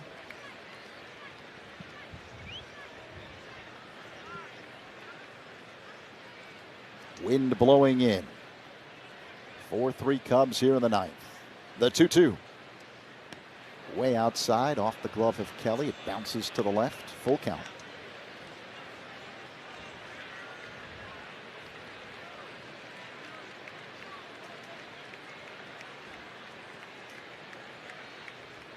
Kittredge acknowledges the sign from Kelly. Sets, kicks, and fires. Horwitz pounds it on the ground, foul off to the right. They'll do it again. Pitching changes by the Cubs, sponsored by James Hardy Building Products, siding with the Cubs. And now the 3-2. Popped up. Left center field, shallow. Crow Armstrong and Happ converge. It's the center fielder, PCA, who makes the catch for out number 1. Let's pause 10 seconds for stations to identify themselves on the score in the Southwest Airlines Cubs Radio Network. Covering the Cubs and all of Chicago sports on the Rahimi and Harris Show. Middays 10 to 2 on WSCR Chicago, WBMX HD2 Chicago, and Odyssey Sports Station. Top 9, 1 down. Cubs leading the Pirates 4-3. Kittredge delivers. Brian Reynolds swings. Bouncing ball back to first, fielded by Bush. Races to the bag. There's out number 2.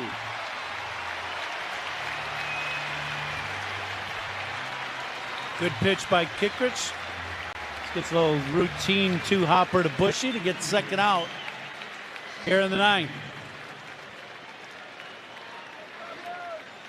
So the Pirates are down to their last out. Tommy Pham will dig in. Cubs with a 4-3 lead. Kittredge is ready. Here comes the pitch to Pham. A bouncing ball on the left side, fielded by Castro behind the bag. The throw to first in time. Cubs win. They beat the Pirates 4-3 and take a series this weekend against Pittsburgh. A good ball game for the Cubs. You know, it's one of those things where wins, that's what you need. You need wins right now, and that's the bottom line. You know, we all know you got a big series coming up now tomorrow, but you really needed to take care of business against Pittsburgh. You win 2 out of 3. Offense is showing some signs of life, and, you know, now you got, you know, your division leader coming into town for a 5-game series. Good win for the Cubs. Cubs pick up a game with Milwaukee losing the franchise record 14-game winning streak over. Cubs now 8 back of the Brewers heading into this 5-game set beginning tomorrow. The toast of the game is presented by Binny's Beverage Depot. Binny's is the official champagne provider of the Chicago Cubs. Binny's Beverage Depot. If you can't find it at Binny's, it's probably not worth drinking. I think when you start talking about wins and big wins going into a series like this, Binny's Beverage Depot player of the game will be the Cubs team. They needed a team win, and they got it today. One of the team leaders down with Bruce in the dugout. All right, Zach, I'm here with Ian Happ. Ian, talk about grinding out a win.